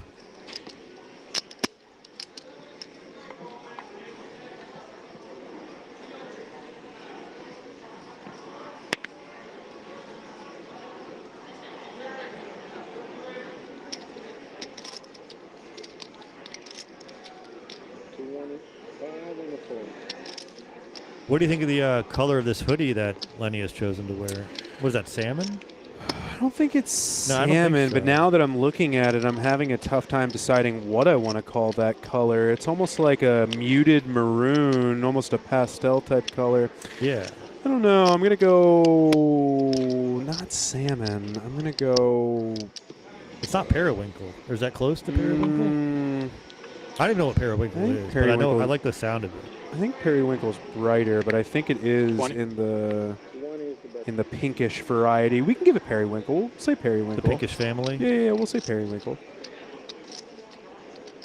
So the periwinkle hoodie is going to go ahead and raise up the ace-5 suited out of the blinds and get a fold quickly out of Lewis, wearing all black, looking for the stealth look against the periwinkle. He almost kind of blends in against that black signage behind him. I know. Right? I like the black stage, though, with the dark everything. I think it kind of makes the players stick out, unless they're wearing they black. decide to go wear black, yeah. If I somehow get up there on that table, I'll wear like a bright pink shirt. Or I'm into something. it. I'm Yeah. holding you to that too, Or actually. maybe like a really loud turquoise. or Not teal. not if, but when you make that small bag in the almighty millions into a final table chip stack, I'm going to need you to wear a pink shirt. Well, you at don't the have a final day table. 2 shirt to wear tomorrow. Oh, is this set into play? Is this a day 2 shirt that you always wear for day 2s, or Lately, that you? lately I've been wearing it after Okay. After my friend Brandon teased me mercilessly about it. Fair enough. How much success are you getting out of that day 2 shirt so far? Well, none. Wait. So you haven't tested this day 2 Well, I shirt? have. It just hasn't. It worked just hasn't for me. worked yet. Yeah. Okay, so why are you continuing with it then? Yeah, I just like the jokes. I like the Fair colors enough. of the shirt. Oh, okay, fair I enough. wish I Yeah. brought you a photo of it. Dang. But maybe if you see me tomorrow, I think you'll see me. I'll take a picture. I'll put it up on the feed. Yeah. You'll see me wearing it. Ooh, Lenny, the snowman. The 88, Eric Lindros. Pocket 8's a real good hand, heads up. But Lewis with an ace. A wheel ace. A wheel ace in position. Probably not going to be able to fold this. No. Maybe a 4-bet coming? Question mark? 8-8 is the hand that Greg Raymer won the World Series main event with. Is that right? Way back when. In 04. That was the first year I ever played the main event. Is that right? How many times have you played now? I've played it 10 times. 10 times. I've cashed once. And that was that year, 04. So you're at a 10% clip right now. You're going to want to get that a little higher, probably. Yeah. But yeah, it's okay. All your bad variance is behind you. Now I'm pretty sure this means like with 100% certainty you're going to cash the main event for like the next 5 years, right? Oh, okay. I'm excited. Yeah, about I think that. that's how that works. I'm I'll pretty just sure. start buying the yachts now. Yeah. You just assured me that I'm going to. I said cash the main event. I don't know if you're going to okay. win, but you're going to at least cash the main event for the next 5 years. Yeah, but at least so. 3 of those will be final tables. That's true. Yeah. That's true. I think that's how the. Yeah, I'll go yacht shopping For tomorrow sure, after I works. bust the almighty. Yeah. So I think they've checked down all streets here. There may have been a bet on the flop there, but Eddie's going to have the best of it with pocket 8s. Lewis does river a pair, and he's going to check back and just unfortunately have not the best of it here. Lenny going to pull in another one. 8 is my lucky number. I was born on the 8th. A lot of fantastic athletes have worn number 8. Is that right? Yeah, Alex Ovechkin. True. Cal Ripken, 2 of my favorite athletes of all time. Steve Young. True. Lots more to talk Why am I about. blanking on other 8s? Yeah, me too. Oh, Troy Aikman. Troy Aikman, yeah. One of my most hated teams of all time, the Dallas Cowboys. Yeah, they're the worst. Yeah. The worst. So anyways, I'm a Dallas Cowboys fan, but they are the worst, yeah. Is that right? You're a Cowboys The most fan, self-deprecating Dallas Cowboys fan you'll ever meet. I am not that guy that says, like, oh, this is our year every year. I hate them just as much as the Eagles fans do. They never do anything I want. Jerry Jones stopped taking my phone calls about running the team, which I thought was really rude. Oh, my God. And, where does he get off? Right. Right. Oh, because I'm, calling too often, and he wants to get But a what's PFA against me. what's Like, too okay, o- whatever, what's too Jerry. often, Exactly, right? Like, if you're going to keep making bad decisions about the team, you're going to have to expect this. Well, now he's but got his son making the bad decisions. I guess. I don't know. At least he It's- passed the torch a little bit. Seems like much of the same. 6 and 1, half a dozen the other. 20. Yeah. That's 20. Close. Well, that was a fun-looking hand, Jack 8 of diamonds. So does that mean you're a Ravens fan? No. No? Sorry, let's- who's your team? The Washington football team. Oh, the Washington. Because I'm a DC guy. Right, the Commanders. I see. Yes, I grew yes, up in yes, the yes, city yes. when I was a kid, and My mind went to Maryland for some reason. Yeah, after I don't wanna be talking earlier, but you said associated with that state. Virginia. No. Yeah. I don't want to be associated with the state of Maryland, although I do play at the casinos. I in get it. Maryland. I get it. I lived in Baltimore for a short time in Oh, my yeah? 20s. Yeah, that's Nice. where I went to lawyer school. Lawyer school. Yeah, that's what I like to call it.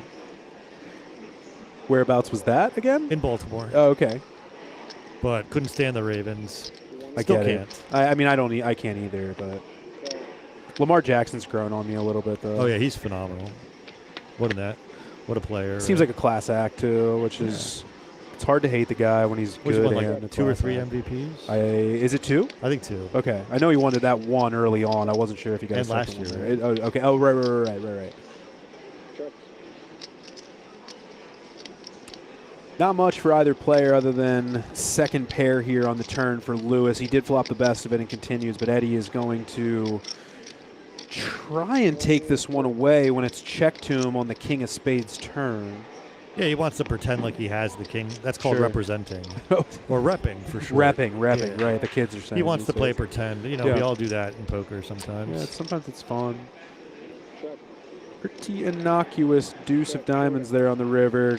Action goes check, check, and the 8 is going to take it down.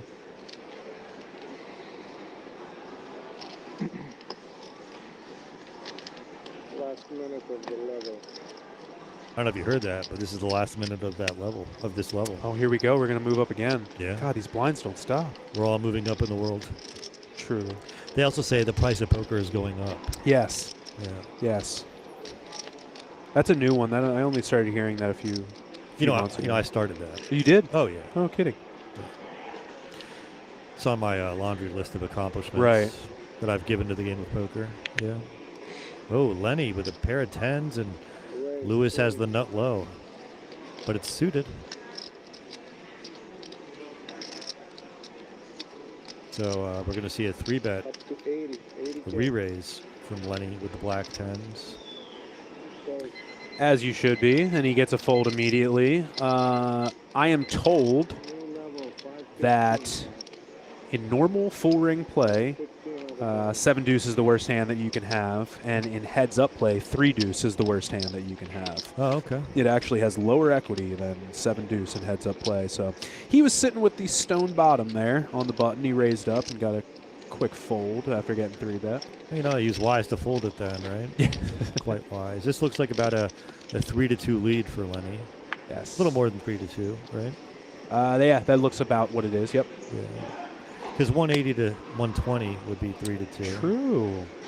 You're better at this whole math thing if than you I reduce am. the numbers. Right. You know.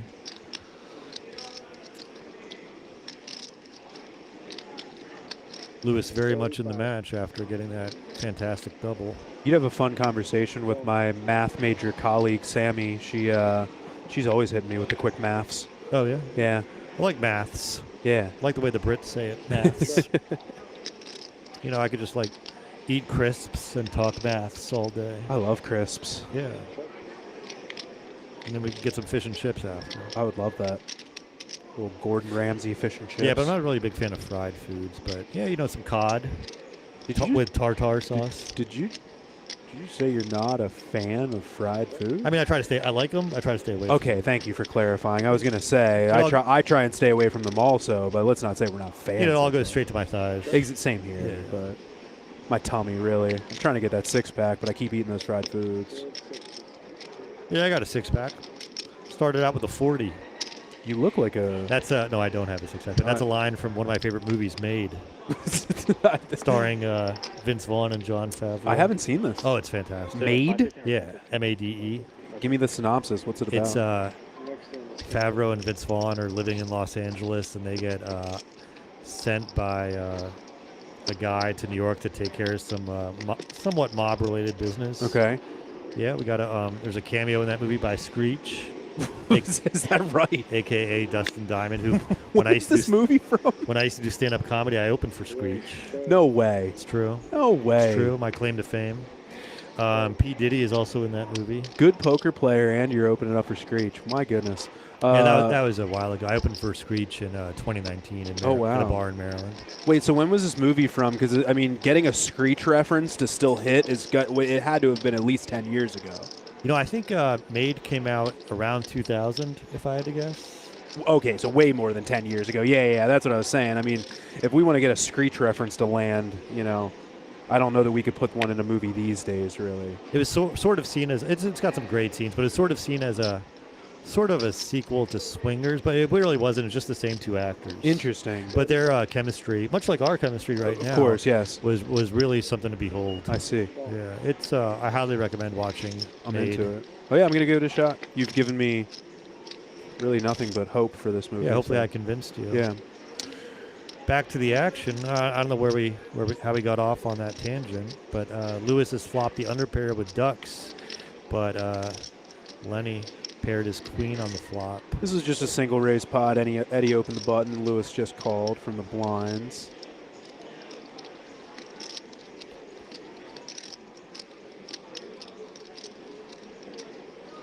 Once again, finding a good value bet at the right time, but The deuce is just not quite enough to peel one off there.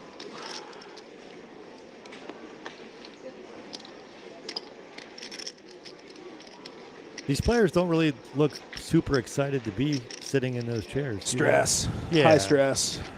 You know, I think they'll both feel a lot of relief. Yeah. When it's over. Blinds did go up again. Interesting blind level, 5K, 15K. You know, I wonder if that's a typo because I only see 2 blue chips in front of Lenny. I also only see 2 blue chips in front of Lenny, but I thought we heard the blinds went up, and the last blinds were 5K, 10K. So I'm wondering. I don't know. We'll see. Yeah. I'm not sure what happened there. In any event, Lewis raised to 30,000 there. Right. So, I thought we saw. So maybe that was a min raise. Oh yeah, there are 3 There we blue go. chips. Might have out just there. been 2 I chips sit sitting on top corrected. of it. Yeah. But yeah, 5K, 15K. Interesting blind level. Yeah, I wonder. You know, I could change some strategy. You know, I don't think we've seen any open limping of the button by either player, right? You mean just limping the button? I think we Yeah. saw maybe a couple times, but it's been a lot of raises from the button. Right now, they're more incentivized to raise. Sure. As completing, you know, in a 1-1-3 blind chip structure, a little more taxing. Eddie's going to raise up the button here with the queen 6 offsuit and get a quick call from Lewis, who flops the best of it with bottom pair on ace 10-5.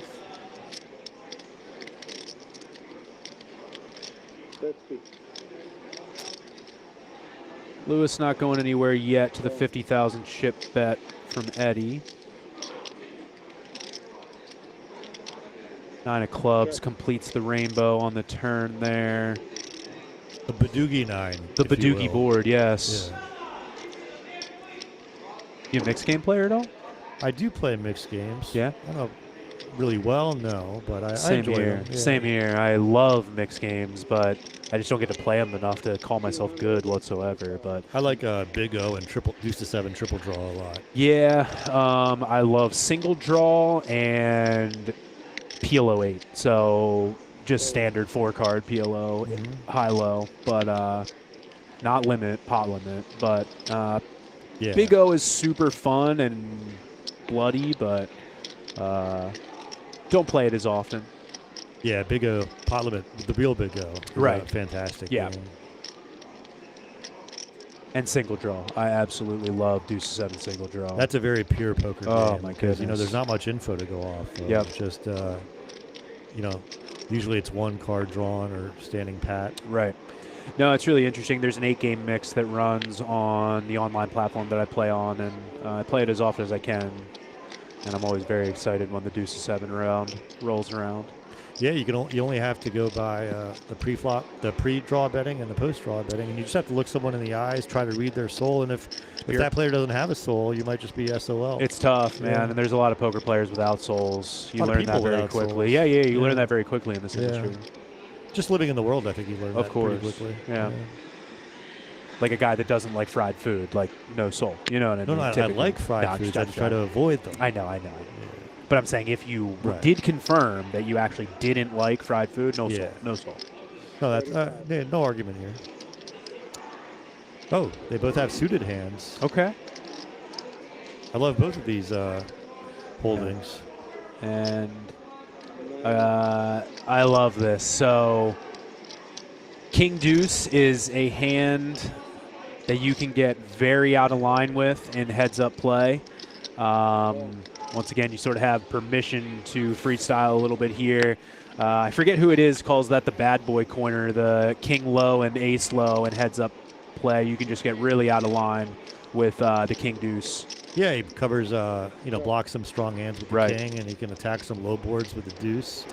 And if you saw the creativity he got there, I apologize. I thought he limp bet, but he is in the blinds there, so he just 3-bet. But that's why he maybe, like you said, he was getting out of line a little bit with King Deuce suited.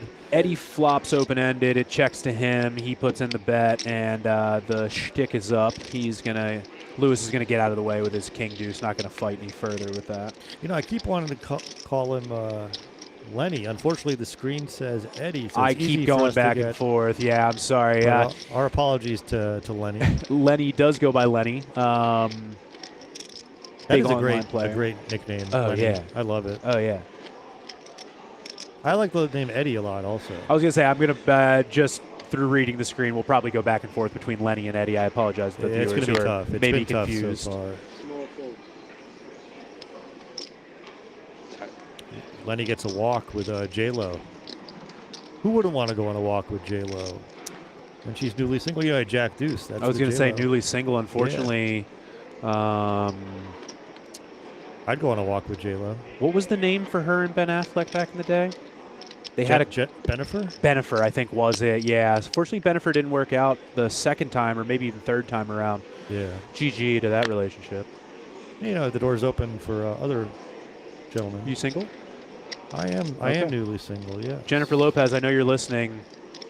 35. Just, in case you're looking for a No, date. I think she called me last week, and I just haven't gotten back to her. Big timed her. Yeah. Yeah. I Well, get you know, it, man. You don't want to come off too I got eager. commentary to focus on. Commentary to focus on. You never want to come off too eager. I get it, man. Good play. You know, I'm just busy at the Borgata. Sure. It's like I'll get to it when I get to it. Exactly. Lady, Like, you know? calm down.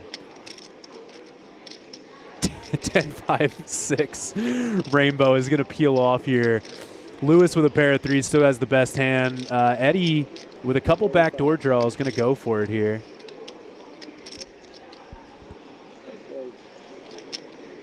And going to get a fold again. He continues to accumulate. He lost the only all-in pot of the night so far with top two against the straight of Lewis. That allowed Lewis to get right back into this game, but since then, Lenny just continuing to chip away at it, chip. And I think it's still sitting probably now with about 2-1, if I had to guess. I have no idea. I've been thinking about Jennifer Lopez this whole time. I understand. You really threw me for a loop there. Okay, I'll try to focus. All right. I'll try. Proud of you. No You're doing promises, great. but I'll try.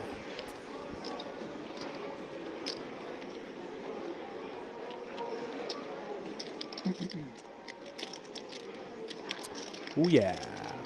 And just over a 2-1 lead by Lenny. Yeah, Lenny gets it pretty much right back. I believe at Lewis's lowest point, he was around 850,000. So he's right back on that same point there. 65 big blinds for Lewis, around 135 big blinds there for Eddie. And he is back on the button with some suited cards. I think he's going to want to go upstairs with this, as he has had a proclivity to do, and he does. Potential with the suitedness. The Darryl Green of Washington football team fame.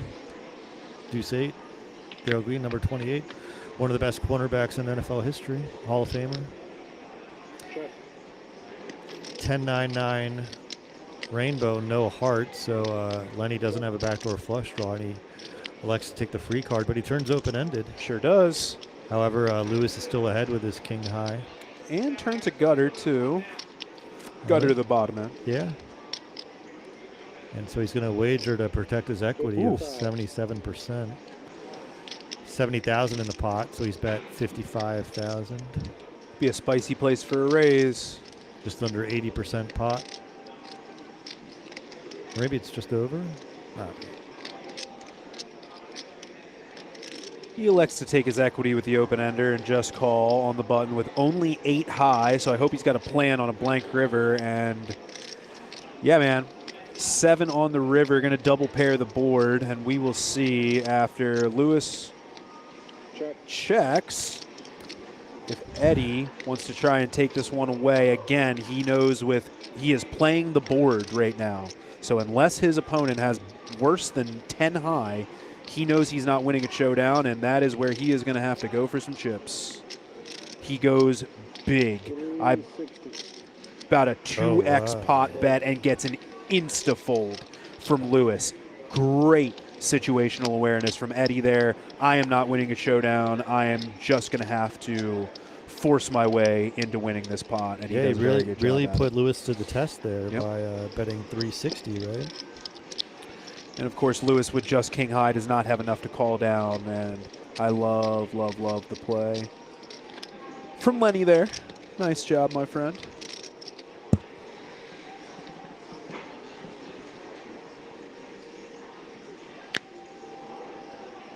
And if you guys want to learn any more about the Borgata Poker Open, not just this heads-up tournament, make sure to stop over to poker.org and check out the instant feed. We are loading up the results from all of the events. We are giving you daily updates of what is going on inside the room, so make sure to stop over there, poker.org, for all the coverage, the official media partner of the Borgata Poker Open. Yeah, love the reporting on there. Great site. Thank you very much, my friend. Lewis flops top pair here. And Lenny just has 8 high. I don't think we're going to see many chips put into the pot by both players. Yeah, he gets a quick fold. Lewis does after betting 35,000. As he creeps closer to the million chip plateau that he's fallen below for the time being.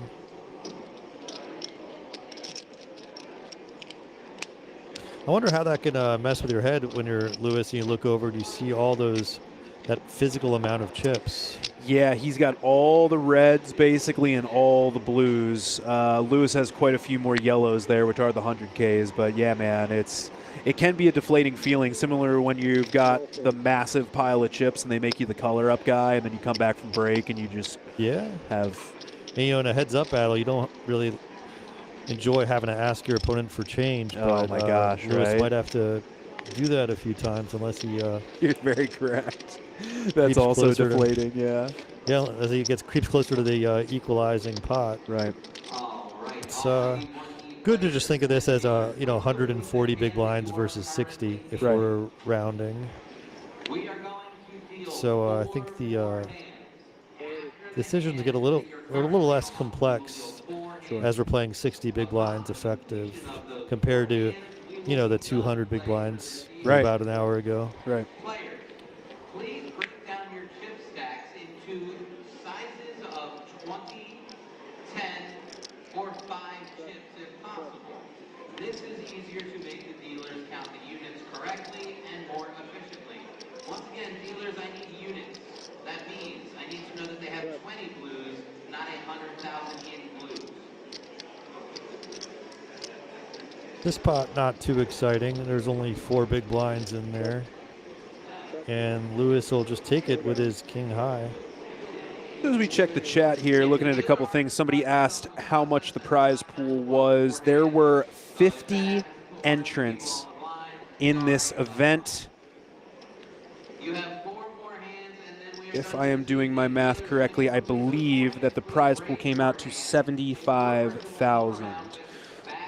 First place is 31,000, just over 31,000, 31,298, I believe it is. That's what these guys are playing for, but they both have locked up at least the second place cash of right around $15,000. So nothing to shake a finger at for 2 days of work and heads up play. Yeah, 50 total entrants for this $1,700 event. Lewis picks up a monster. He's going to want to re-raise here with ace king after Lenny has opened the betting with jack 4, the flat tire hand. And Darcy Borden in the chat giving a shout out saying that is a great dealer right there. We agree. We were complimenting this gentleman earlier on his quick flick of the wrist in the box there. Yeah, fantastic dexterity. I wish I could do that kind of thing. Now look how he arranges those cards so deftly, so quickly. It's really impressive stuff. Yeah. Mesmerizing even. Yeah. That's lovely.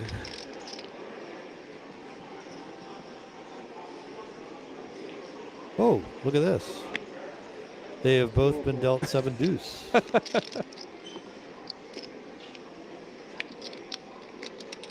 Glitch in the matrix for a moment. I haven't seen that movie in a long time. They just came out with a new one. That's not really my exactly my genre, or my genre, you might say. Here's an interesting stat. Eddie has accumulated over $500,000 in chips off of Lewis. And as he gains and Lewis goes down, he is still sitting below that million chip mark. That's so weird. Lewis has lost the exact same amount that Lenny has won. That's wild. Oh my gosh. Oh, look at this. Lewis with a pair of 10s. Here we go. And Lenny gets re-raised, so he ditches his 2 undercards. Quick fold to the 3-bet.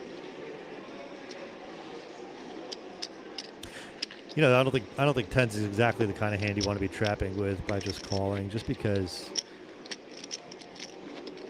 you don't flop a set or an overpair all that often with a hand like a pair of tens. Right.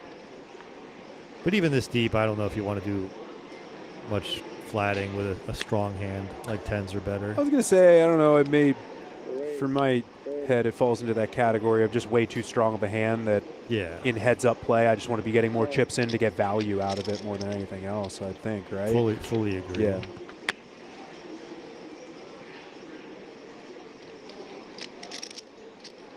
Ace 3-9, 2 diamond flop, neither player holding a diamond, but Lewis with backdoor hearts. 20. Fold. He is going to bet and get a fold out of Lenny pretty quickly there with just king high, so he gets the best hand to fold. Not bad.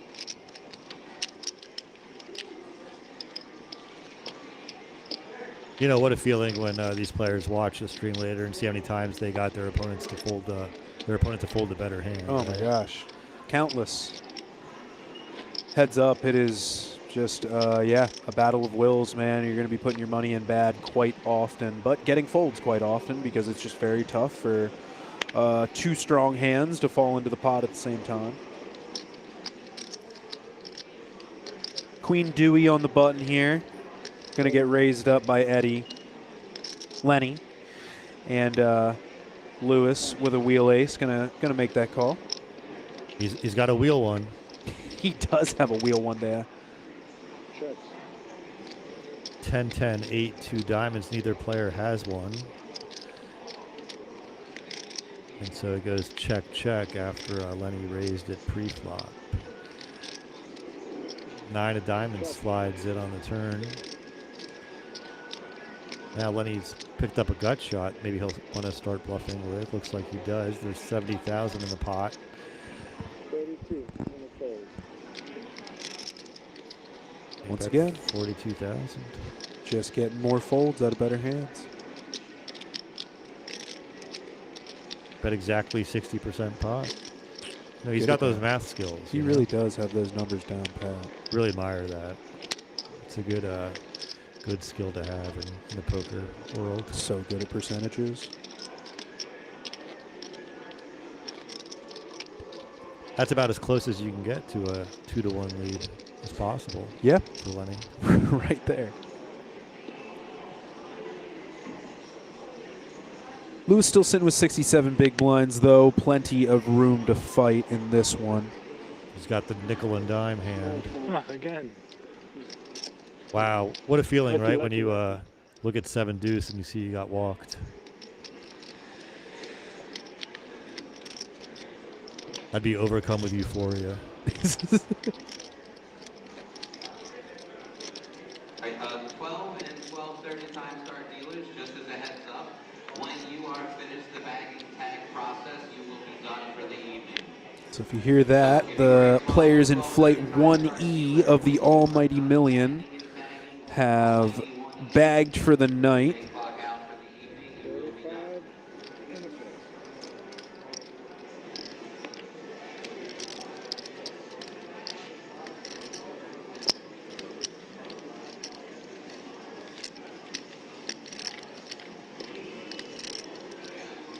Little barrel of blues.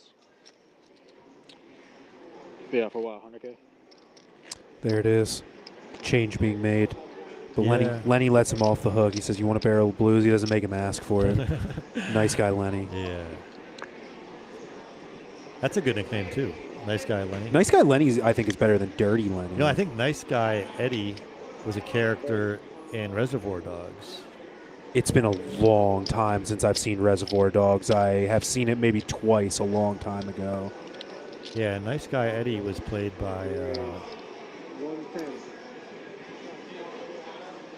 Can't remember his name, actually. I'm going to give you till the end of the next hand to try and remember it. I don't think I'm gonna come up with it, but For the actor? yeah. Do you know it? I'm looking it up. He was the son in the whole operation. The son of the guy. I got to admit, it's a tough one. It's like a mildly known actor, but Chris Penn. Yeah, Chris Penn I was played thinking nice Sean guy Penn, Eddie. and I was like, that's not right. Yep. But Chris Penn, yeah, I Yep. should have known that. Chris Penn. Yep, Reservoir Dogs. Oh, man, what other good movie was he in? He had a good cameo on an episode of Entourage. That's right. Chris Penn. That's right. That is what I'm remembering him from. Yes. That's where Johnny Drama asked him for money to get calf implants. Yes, I do remember this. Yeah. Oh, man. Good times. What a great series that was. Yeah, Entourage was a fantastic show. Went a little downhill after season 5, like a lot of shows do. Tends to be like that. They go for the money grab seasons at the end, and it never works out. Two middle pairs fighting off here. Eddie on the button with the better middle pair is going to bet and get a call from Lewis as we go to a Jack of Diamonds turn. Now, Lenny with third pair and a gut shot.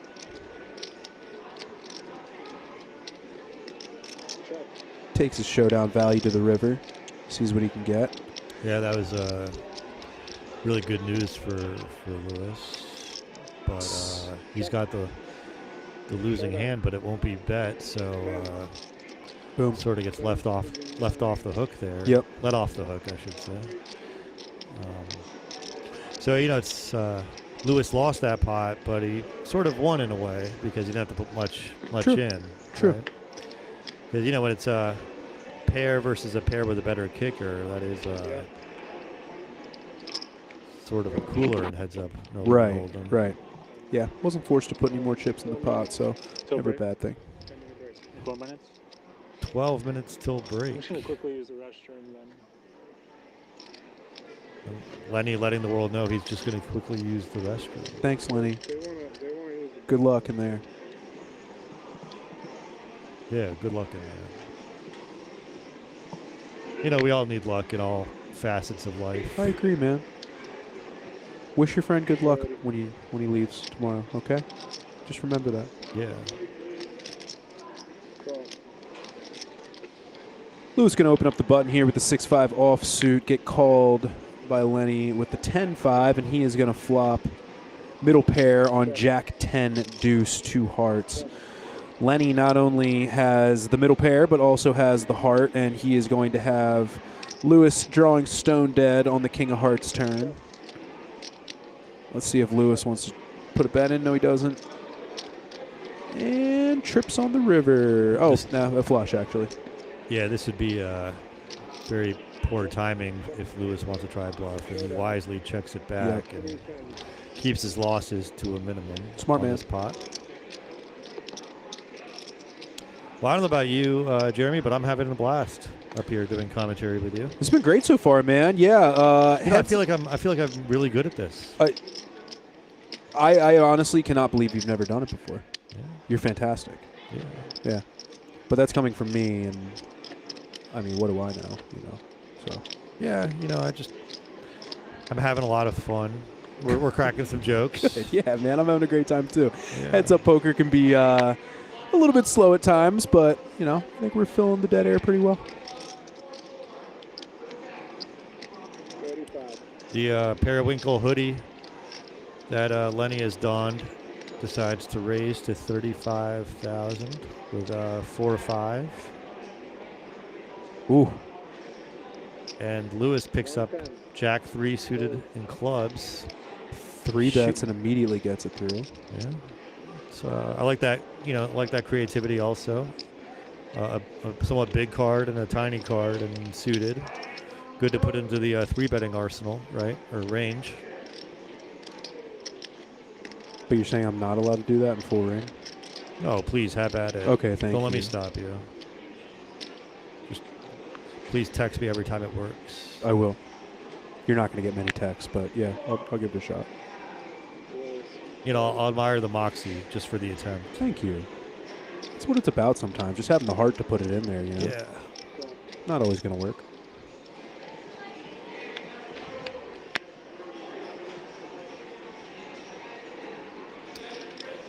Well, both players have found a pair on this flop. Lewis with the bottom pair, and Lenny has middle pair.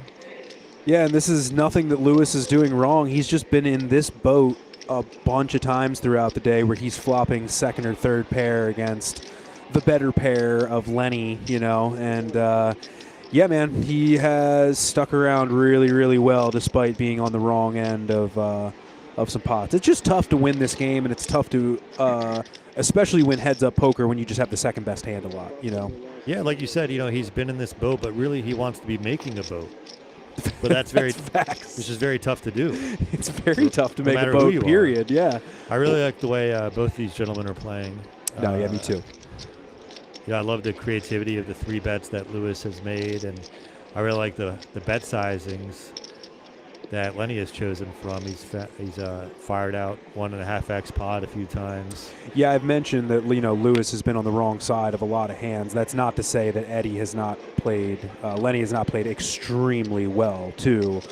He's found a bunch of good bluffs to get Lewis off better hands and, you know, picking his spots really, really well, putting in a bunch of good value bets. And, yeah, man, it's been really, really fun to watch so far. These guys are playing excellent. What do you reckon these guys' hobbies are away from the felt? You want to venture any guesses? Ooh. I think they both like socializing. Yeah. Yeah. No question. I These think they guys, both like relaxing. big party guys over here. They like to hang out. Definitely big They party like to guys chill, over here. probably. Yeah, for sure. Yeah. Normal guy stuff. Yeah. Not just heads up experts. They're also normal guys. And the breakdown. Do we keep the mic on? And all that? All right, guys, so we are going to step away for 10 minutes. These guys are going to go on a break. Do not go anywhere. We will be right back.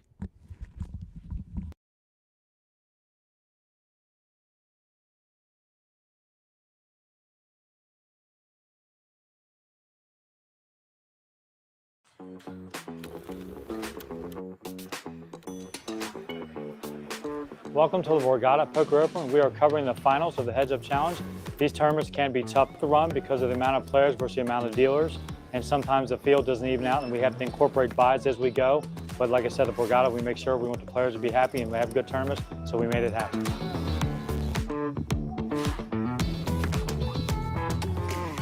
I just played the $1,700 heads up here at Borgata, and I had a bunch of fun winning my 4th round now, I think it was, and I'm looking forward to winning my 5th round.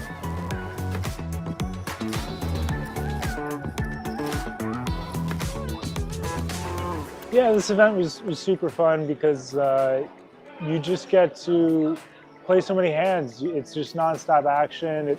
You also get like a nice break in between each match, so it's just constantly going, and it doesn't really stop. And it's also just like a 1v1 match, so you're trying to figure out what your opponent's like and what they're up to. So it's just really fun. It's a good time.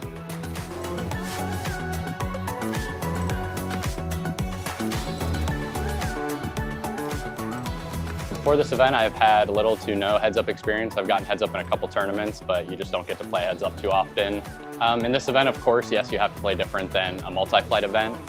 You're just playing every single hand, and it's a lot more exhausting because you got to focus because the structure of this tournament's actually so deep, so you're playing for 2-3 hours pretty easily.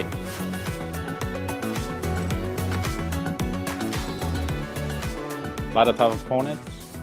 I wasn't sure if I was going to register this tournament leading up to it, but glad I did. First time here on the series, first time here in New Jersey, and I can't wait for the finals.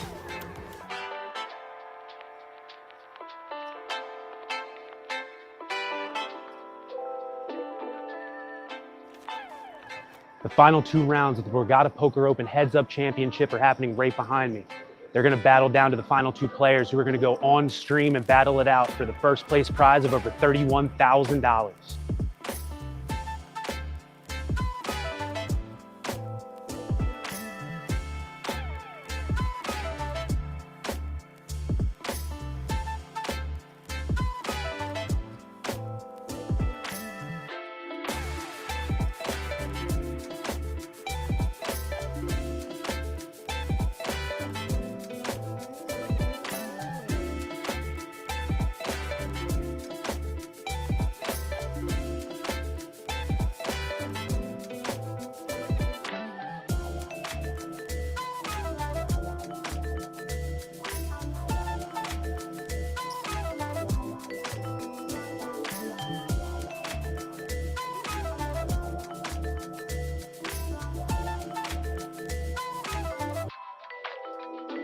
Yeah.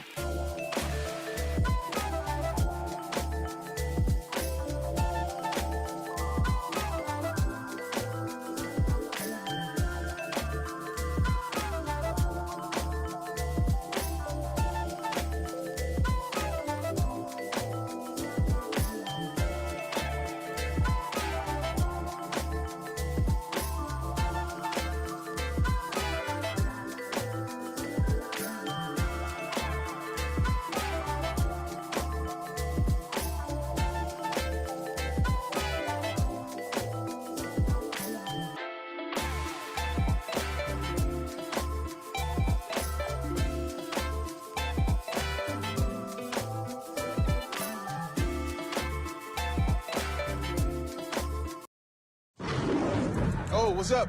You watching the game? Or maybe the one later? Put a little BetMGM action on it, and now any game becomes the game. When you got overs and unders, you're in it every time they throw the ball, kick the ball, dribble the ball. Maybe it's not even a ball. Who needs a ball? Now that bet's got you watching every inning, half, round, period, set, hole, a lap. Right from the edge of your seat.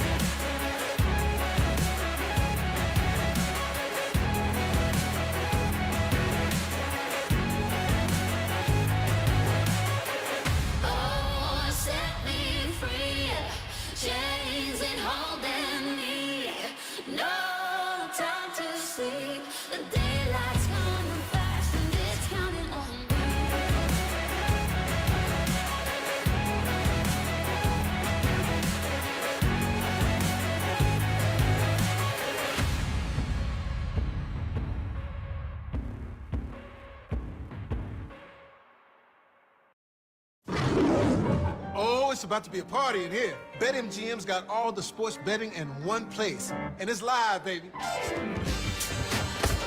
Ooh, we're placing money lines in real time.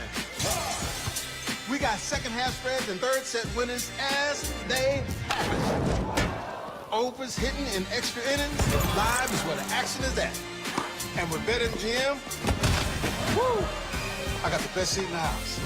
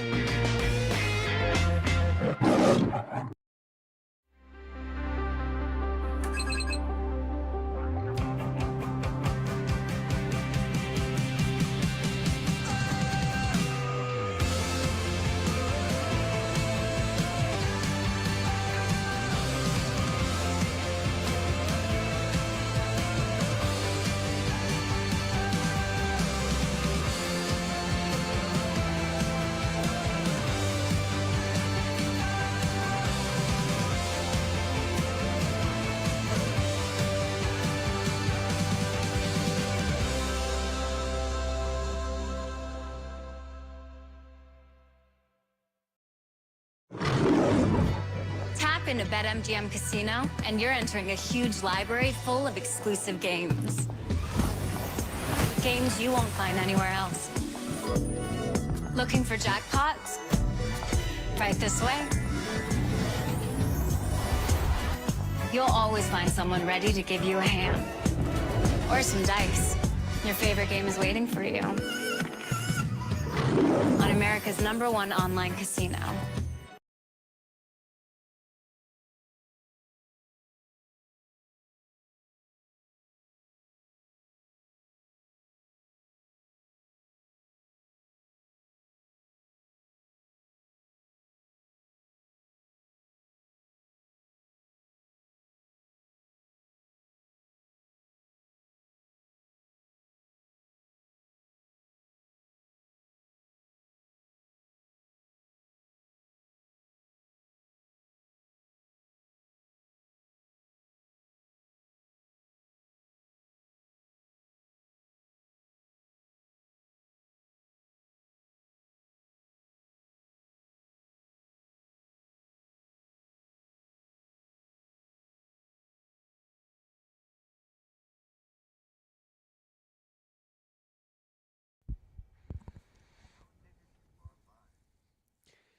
And we are back at the Borgata Poker Open Heads Up Championship presented by BetMGM Poker and Guerrilla Gaming. Looks like we're just waiting for Lewis to get back to the table here. These guys just took a short 10-minute break. My name is Jeremy Geist in the booth here with Yasir. How are you doing today, my friend? Yasser. Yasser. Oh, my gosh. I'm sorry. That's all right. That's all right. Yasser Al-Khaladar. Yasser. I hope you enjoyed your break. Mine was pretty busy. I was responding to all the text messages from Jennifer Lopez. Of course. And, I knew she was tuned in. Yeah, I had to, tell her, like, I got to deal with this later, Right. Yeah.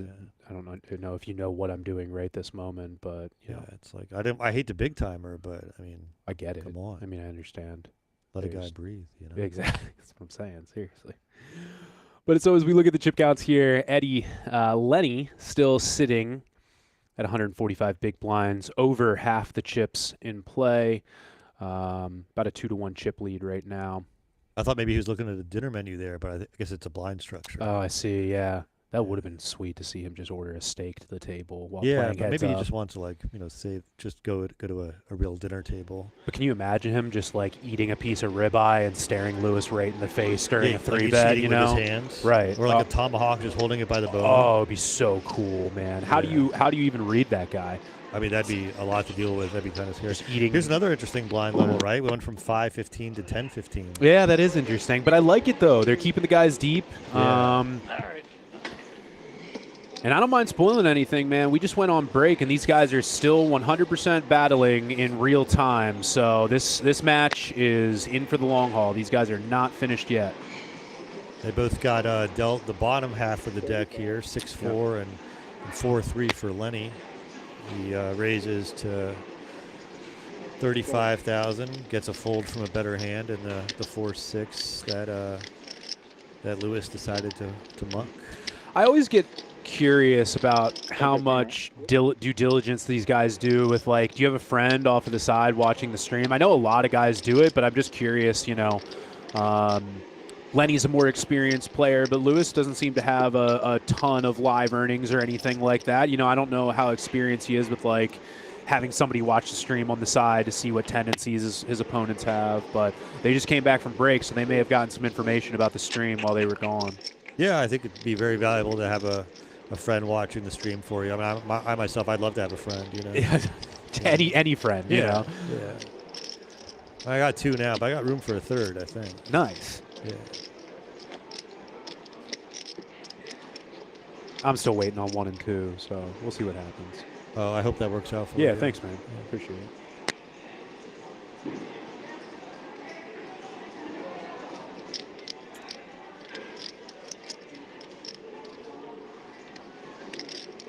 Another one of those coin flip hands. Fun Broadway connector for Lewis. Pair of 3s for Lenny.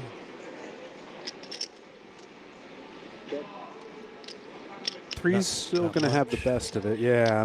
Not much for either player to get excited about. But Lenny's going to want to put an end to this Not let any more cards roll off. Yeah, we got a pair in position here. But Queen High still going to come along for the ride. Yeah, he could turn second pair. The 10 will make him open-ended. That's not really the card he was looking for. But if he was ahead, he's still ahead. If he was ahead. Now, Lenny runs the risk of being counterfeited, but by taking the free card, but a safe 8 of diamonds hits the river. Check. Showdown.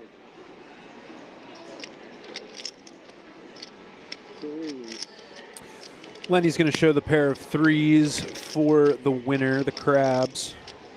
The crowd goes wild as Lenny stacks a pot of almost 7 big blinds. Yeah, last night for the PLO stream, there were quite a few people down on the Call It the Rail that were watching in real time as their friends were battling it out. But as I move past here, it looks like these guys are kind of lone wolves up on stage, just the almighty million happening out on the floor, along with a couple of the side events there. I believe there's a green chip bounty going on. The 8-game mix is still happening off in the corner. And yeah, obviously this is the heads up event that is happening under the lights on the big stage. Guys, if you haven't been down to the Borgata yet, the event center is back alive and buzzing. Kicking it old school, where it used to be before the pandemic. Old school, yeah. I hope that they get the opportunity to have it back in this space because it has been absolutely fantastic. The first few days that we were here, I was almost a little bit worried that, maybe the space wouldn't get used to its full potential, but then the last flight of the 800 kickoff came in and had basically 3/4 of the room filled up along with other events going on. So I was like, okay, yep, we definitely needed this entire space. Yeah, it's great usage of the space. That ballroom is spacious, and every nook and cranny has been utilized. Yeah, massive screens up to watch not only whatever the current live stream is going on, but also we're back into football season here. So Sunday we got some games up on the board, which was nice to see. A little red zone. There we saw a double down hand against a good blackjack hand as Lewis got dealt 20. You blackjack guy?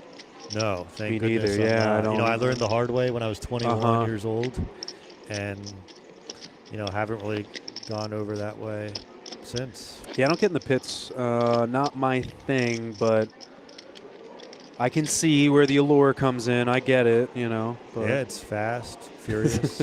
Yes, it is. It's Paul Walker and Vin Diesel. Facts. Fast and furious. Live your life a quarter mile at a time, Yeah, exactly. Yeah. I do know. I do know. I never plan ahead because I always live every day like it's my last. It's words to live by right there. So Lenny's flopped a middle pair of jacks on this somewhat connected board of King 9 Jack Rainbow, and Lewis flops a gutter to the wrong end. Double gutter, you are right. And the backdoor flush draw. Backdoor diamonds. So he's got reasons to be some, muted excitement. Yeah. Right? He's got possibilities. Yeah. We all just want possibilities. And then he turns a pair. No complaints.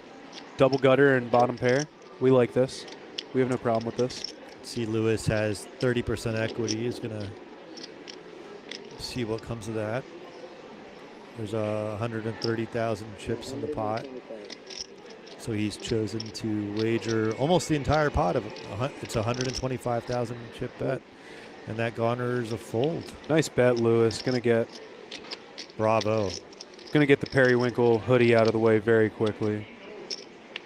I wonder what color shirt. You could easily just call this black, but I wouldn't be surprised if it's like something that's very close to black. Like a really, really dark brown or maybe a gray type color? Yeah, I mean, it could be anything. Yeah. It's hard to really tell. But, maybe I should focus on the poker more. Possibly. Lenny's been dealt deuce 7 and it's going to give Lewis the walk.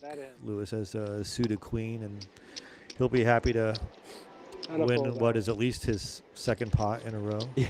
You know, my memory doesn't go back more than like Right. 20 seconds. That's a good skill to have in poker, just quickly forgetting about the last hand. Yeah, I don't know. You also want to be able to remember things, right? I guess. You don't want to be like total Memento. You know that movie Memento? I guess. Yeah.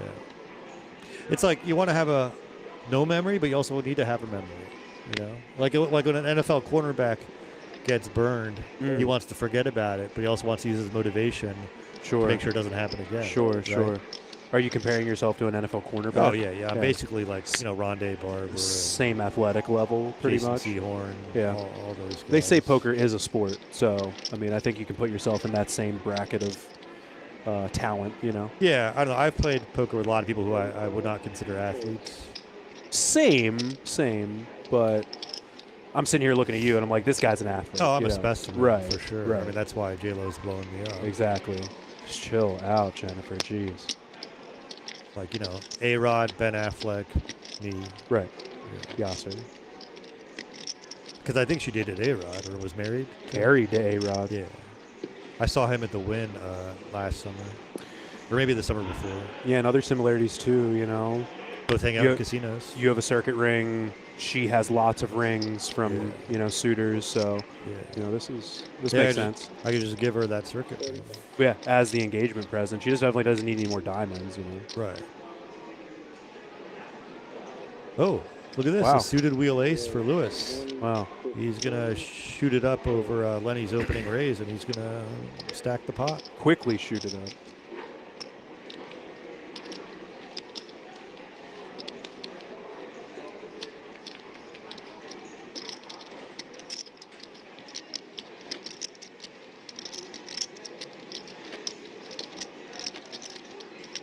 I found a fan here while I'm doing commentary. Gets It'd be warm good in to this room. cool ourselves off. Right? Yeah. And a package of Dentine ice. I wonder how long this has been here. Probably a while. I'm not going to try that one. Yeah, that might be a bad idea. I don't know if the viewers would be too happy about me chewing gum into the mic either, you know. Yeah, good point. Which now makes me curious why that is sitting there. Maybe just for the breaks. Right.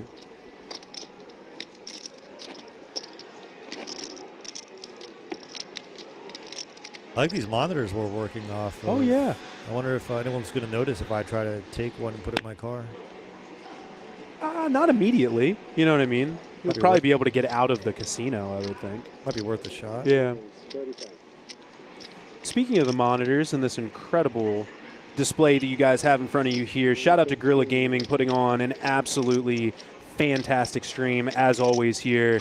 If you guys aren't seeing the high-quality nature of this stream right here, I mean, my God, are we lucky to have this just set up in the corner of the Borgata Poker Open to bring you guys all the live stream coverage of the big events here. So shout out to Gorilla Gaming. They're doing an awesome job as always. And if you like what you see, make sure to go give them a follow on all the social media platforms. You know, it seems like since we've returned from break, Lewis has ramped up the aggression a little bit as his stack gets closer to 50 big blinds. And again, I wonder, you know, did he have somebody on the sidelines? Did he step off into the bathroom stall and go back and look at all the hands that he missed from before and say, hey, I think I need to up my aggression frequency here and kind of go for it a little more often? Yeah, you know, as he's got about a little more than 60 big blinds, when he takes a more aggressive approach and is incorrect, he doesn't have quite as much to lose. Sure. You know, as opposed to when they were playing, say, 200 big blinds deep. Right. You know, this is a trash hand 9-3. He's going to be facing an inevitable raise from the King 10 suited. Maybe Lewis will. Okay. I mean, that is a trashy hand that he could have chosen to re-raise with, but instead he just folds. I think both of those options are fine. You just want to make sure your frequencies are about where they should be. You know, maybe you'd want to 3-bet a hand like 9-3 offsuit about 20% of the time, but mostly be mucking it at this stack depth. Those hands that are just hard to flop with, you just want to get the hand over with. Absolutely. Yeah. Lenny's still sitting with over a 2-1 chip lead here. He's got the Dolly Parton. Yep, going to defend his big blind with, that is correct, the 9-5. Gonna flop a whole lot of nothing on ace 10 4 2 clubs. Lewis not only sitting with a gutter, 2 over pairs to Eddie's cards, but also the club nut blocker. Ooh, the dealer kind of slow rolled the turn there. A little double clutching. Yeah, my goodness. As he put it out. Granny shifting, not double clutching like you should. It's a Fast and Furious reference. Oh, okay. Yeah. I didn't really pick up on that, but thank you. Yeah. You mentioned Vin Diesel and Paul Walker earlier. Yeah, I haven't seen those movies in a long time. I can tell. It's a very famous line.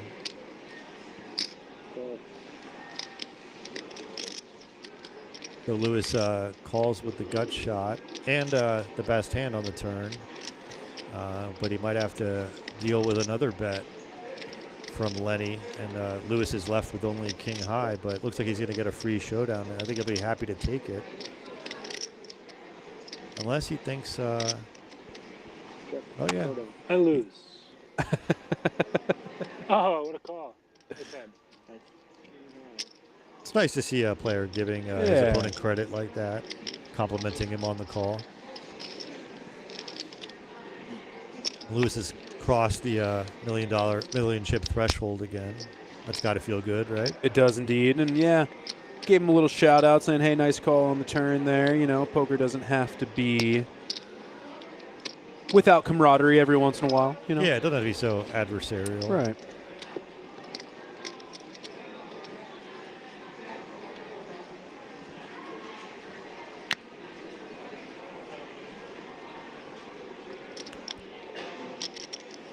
Lenny's been dealt one of everyone's favorite hands, Jack 10. Both offsuit and suited versions are quite fun to play. And now it's Lewis's turn with the 9-5. So he defends. And he flops top pair. Oh, this is an interesting flop, right? Very interesting. Overcards and an open-ended straight draw for Lenny, while Lewis has flopped top pair of nines. Yeah, it's going to be interesting to see how out of line Eddie wants to get here. Yeah, he bets more than 2/3 pot, and Lewis goes for the call. 6 of spades. Now there's 2 spades on the turn. Lenny blocks the turn flush draws. Lewis checks it over, and Lenny bets again. There's 170,000 in there, and so he's bet 225. He's found the overbet again. Yeah, he's but I don't think Lewis can really do much other than call. Still has top pair, yeah, and it is interesting to see. I don't know that Lewis has overbet once, and Lenny has found the overbet at least 3 times. So, yeah, a little bit different strategies from both players, but as I've mentioned before, heads-up play being as high variance as it is, you're going to see more overbets. You're going to see players being all in more often, especially as we get down on chips a little bit here. But Eddie bringing in the aggression again, and man, just getting it done, getting the fold out of top pair with just jack high. And yeah, man, I don't know. I think that might be one of the situations where you have to just grit your teeth and call. Yeah, Lewis was making some business decisions here, man, and he's like the like a speedy NFL cornerback who doesn't really want to make the tackle, kind of like Deion Sanders was known for, right? Facts. Or Asante Samuel for those both. Eagles fans, right? You just made it. Sometimes you got to make a business decision, not trying to screw up that shoulder, making a tackle of someone like Derrick Henry, right? I mean, I get it. All right, so Lenny's not going to flop a whole lot. Lewis going to flop the second nut flush draw here. Check back, try and get some showdown, or with some showdown of king high and a big draw. 8 on the turn there. Just going to pair the board, not going to bring in anything. I assume Lewis may bet here, but he checks back. And the 4 heart's going to hit the river. King high is still going to be best for Lewis.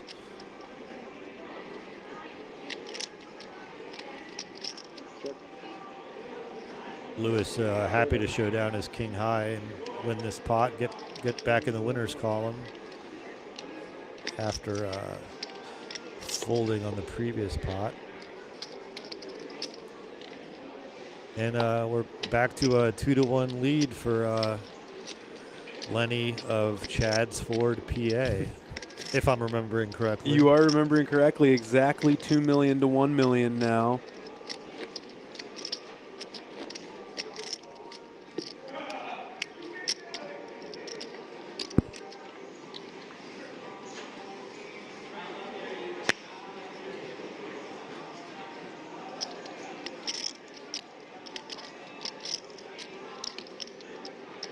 Couple of fairly raggedy hands here, but Eddie is going to put in a raise on the button and get an instant fold from Queen 3, so 6 high, good enough to win some chips.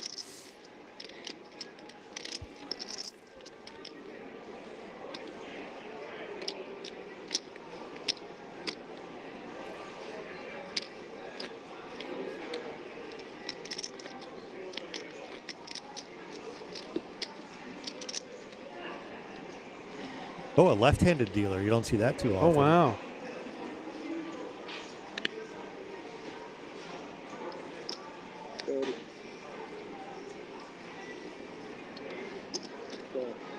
I'm very impressed with the speed at which these guys are playing. Well, you know, I guess there is a shot clock, right? There is a shot clock, but I mean, it's worth mentioning. I don't know that these guys have flicked in a time chip even once. They've really been making their decisions very quickly. Yeah, they just look really comfortable. Yeah.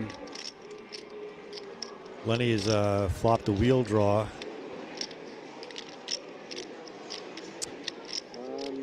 And after the flop goes check, check, Lewis decides to muck his hand.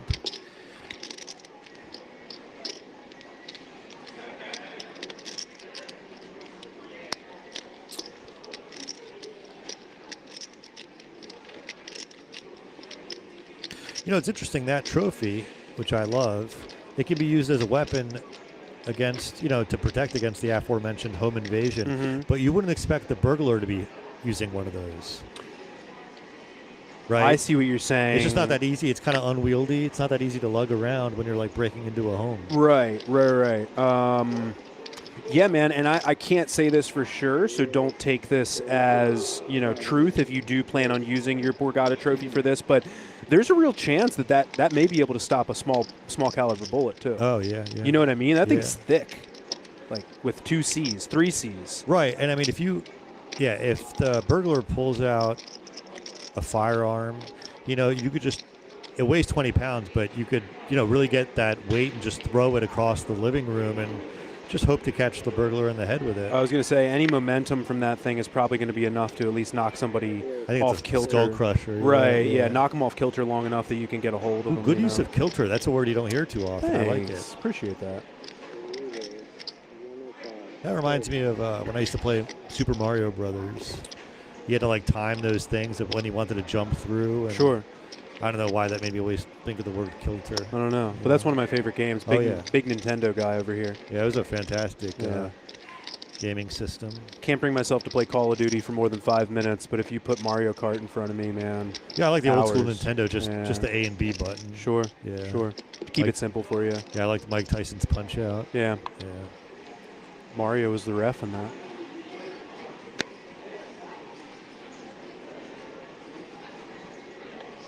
Two more trash hands, but Lewis is happy to get a walk with a 7-4 offsuit.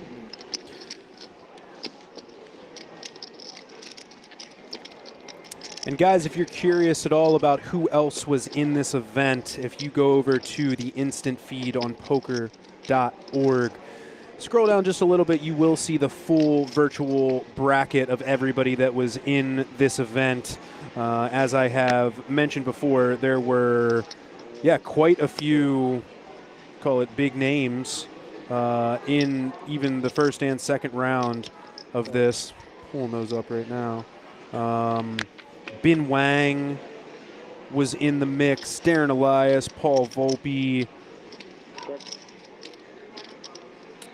Joe McKeon, local pro Andrew Porter, bracelet winner.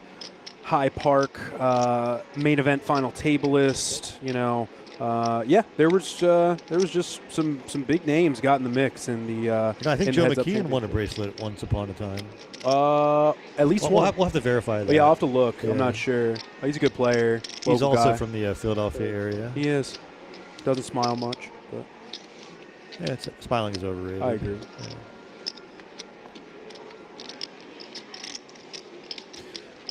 Lots of credit and shout out to our semifinalists in this event. Frank Lagadich was one of them, and Derek Siddell. Yep. Both very fine players. I give them a lot of respect for making the Final Four. Selfishly, I wanted Frank to get up on this stage a little bit. Not only because he's a friend of mine, but also because I've seen the way the guy plays eight max, full ring poker, and if he plays full ring the way he does at a, call it, high variance style, I'd love to see him play heads up poker. I'm sure he is very fun to watch, really gets in the mix quite often, especially when he's got chips. So yeah, it would have been fun, but he made it all the way to the final four. I believe he locked up right around 7,800 or something like that for that third or fourth place finish there. So yeah, it's nothing to sneeze at. No. Buy someone at least 2 entries in the main event this weekend. It does. 75. I believe Frank is from Ohio. Is that correct? I think so. And I think, don't quote me on that. And I I'm think not Derek sure. Siddell is from the Empire State. I see. Empire State of Mind. Yeah. Not to be confused with the Garden State, where we are currently sitting. Correct. Great highways in the Garden State. If you say so. They really keep them nice around here. Oh, I mean, yeah, the taxes are plenty high. Yeah, right? Pennsylvania is the exact opposite. Yeah. Our highways are horrible, and then you get into New Jersey, and they're Right. lovely. Right. Always under construction over there in PA, right? Constantly. So Lewis is going to turn 2 pair, and Lenny's not going to have much he can calm him down with there. He's going to bet, and Lewis is going to take it down. Chalk one up for the guy from Connecticut. Oh, man. I'm big on, what state everyone's from. Sure. It's interesting here at Borgata, big draw from people from all over the East Coast. And it's nice to run into the same cast of characters that I used to see quite often before the pandemic changed everything. Sure. But, I think this is maybe like the 4th or 5th series that Borgata has run since the return, which was in January of last year. It's really good to have Borgata Poker Open back in full swing. Such an easy drive for so many people. East Coast poker is good for poker in general. There are so many crushers that come from that tri-state, Pennsylvania, New Jersey, New York area. And Virginia. And Virginia. I am so sorry. You are right. I'll get over it. I did say tri-state area. I'd love to include you in the quad state area, but it is the tri-state area. Or the Quint state area. Sure. But yeah, man, it's good to have poker back on the East Coast. So Lewis has flopped a double gut shot. Yep. And he's ended with a pair of 10s on the river. So let's see if Eddie wants to get spicy at all. No. Yeah, I don't think a river bluff for Lenny would have worked there since the flop and turn got checked, I think. Plus Queen High has a lot of showdown. Any dealer likes to go home? Any dealer want to go home? No? Let's see how much showdown he thinks it has. Will he find a call with Queen High? Yeah, he hasn't gotten rid of his cards just yet. He's got ideas, but he ultimately wisely decides to fold. Can't blame him. Interesting how often these guys are just making the correct decision, right? Yeah. They're getting to see a lot of cards here thanks to these incredibly fast dealers. So they're seeing a lot more hands than they probably normally would in a heads-up format. And yeah, they're getting after it. Safe to say the feeling out period has ended, and they're fully used to each other by now.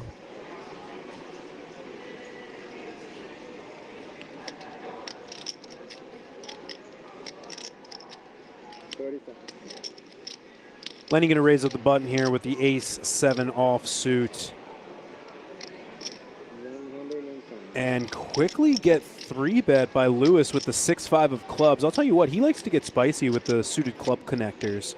I don't know if that is his suit of choice for randomization, but oh, look at this.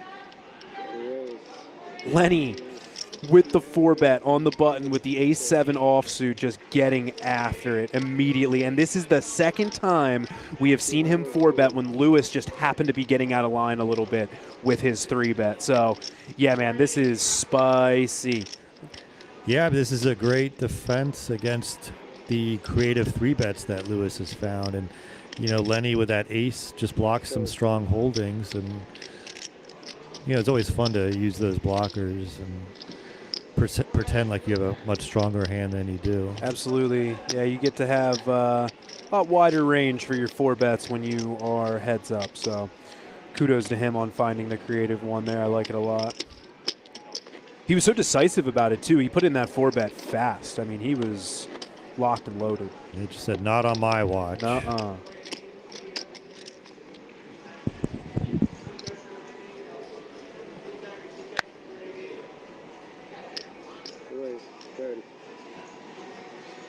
Both players have been dealt a somewhat mediocre king. Lewis with the superior holding, and he's facing a re-raise from Lenny's suited king 7.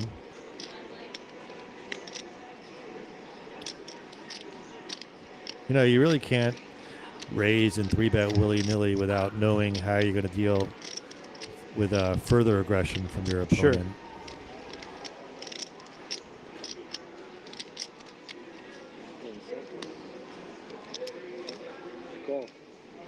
Okay, we're seeing a pretty big 3-bet pot here. King 9 and King 7 of hearts. Jack 3-3 rainbow. Quite a few outs there at the top. Only 22. 22 outs. Nothing big. None missing. Yep. Lewis has a backdoor straight draw, and maybe he thinks his king high is ahead a decent portion of the time. Ooh. It's a fun turn card for Lenny as he turned the second nut flush draw. Lenny has 30 outs to the best hand. What is that, like 95% of the deck? Something along those lines.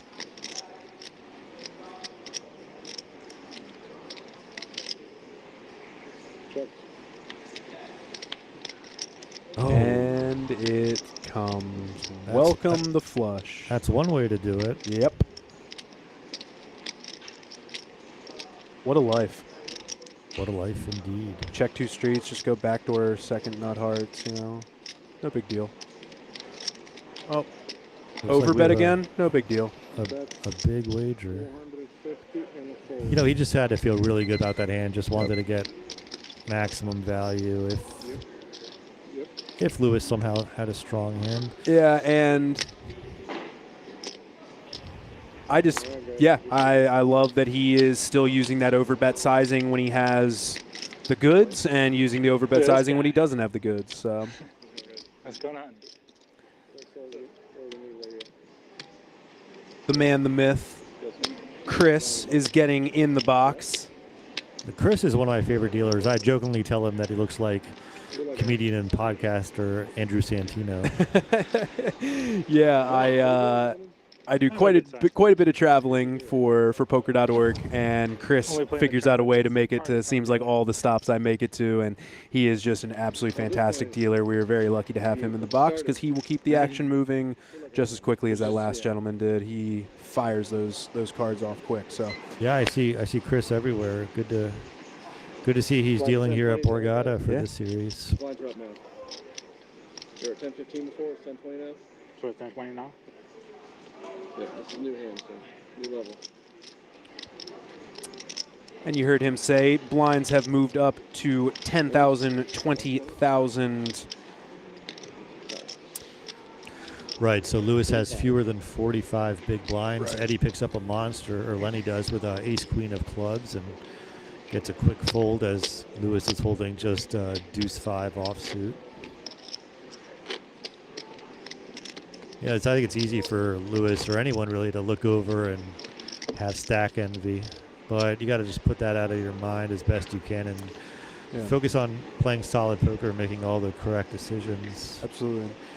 Maybe just ask yourself, what would J-Lo do in this situation? Is that who we want to be getting our poker No, advice probably from? not. I just am still thinking about Jay. Sure, I understand.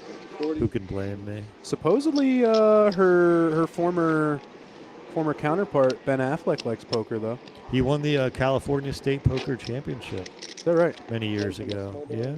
I've heard a few stories about some pretty high-stakes heads-up cash matches happening with him behind some closed doors. Apparently, the guy likes to get after it.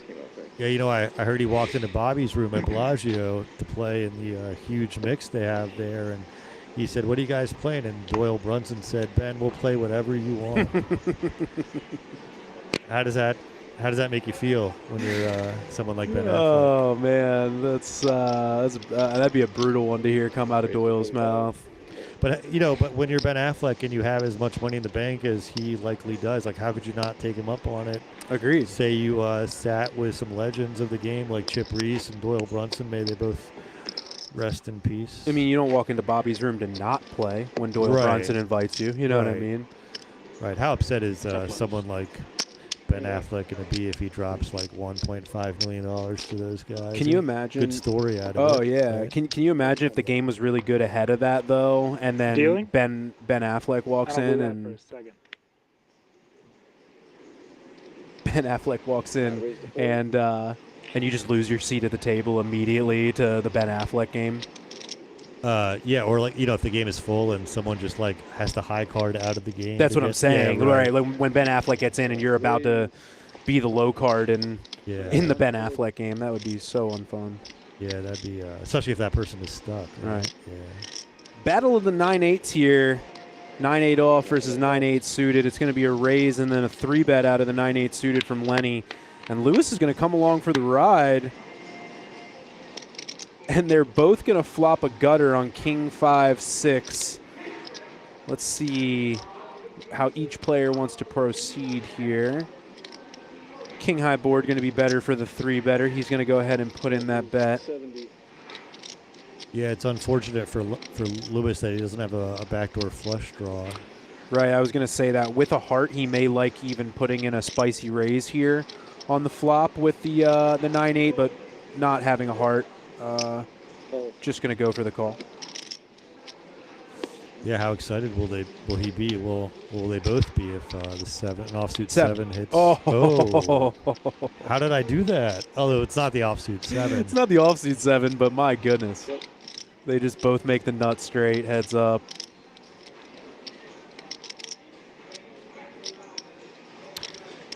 I think this goes check, bet, raise a lot, and Lewis is just going to have to hang on and make the call.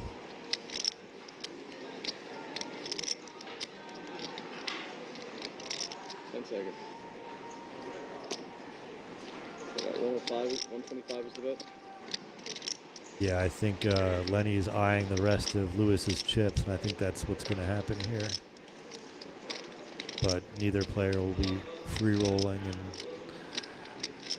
Chris, aka Andrew Santino, is just going to have to divide up the pot evenly. Both players are so excited, but it's all for naught. You guys ready for the river? Deuce clubs. Ah, so close. And you were exactly correct on your analysis there. Check, bet, all in, and a call. I'm a soothsayer. That means I can see the future. If you have those kind of deck reads and you can see the future. You need these chips. Why didn't I play this event? I was going to say. Yeah, why am I over here doing commentary? Right. When you break down you didn't win the main event this year with your amazingly amazingly not. I didn't even make it to the dinner break of day 2. Do you have any maybe somebody calibrate your future telling or something like that? Yeah, it must be off a little bit. Yeah, I'm gonna have to send it in somewhere. Yeah, I just 3-bet. Okay.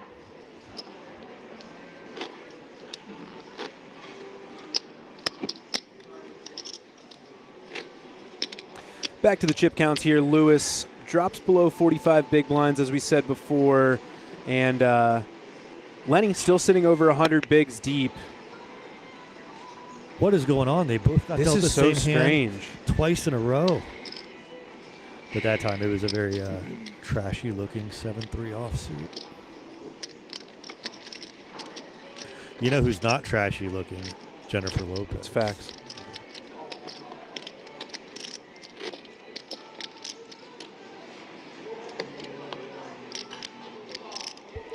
God, I want that Borgata trophy. These guys are so lucky. Yeah, that's really fun to add to the collection that they both have going. Where do you keep your bracelet at your house?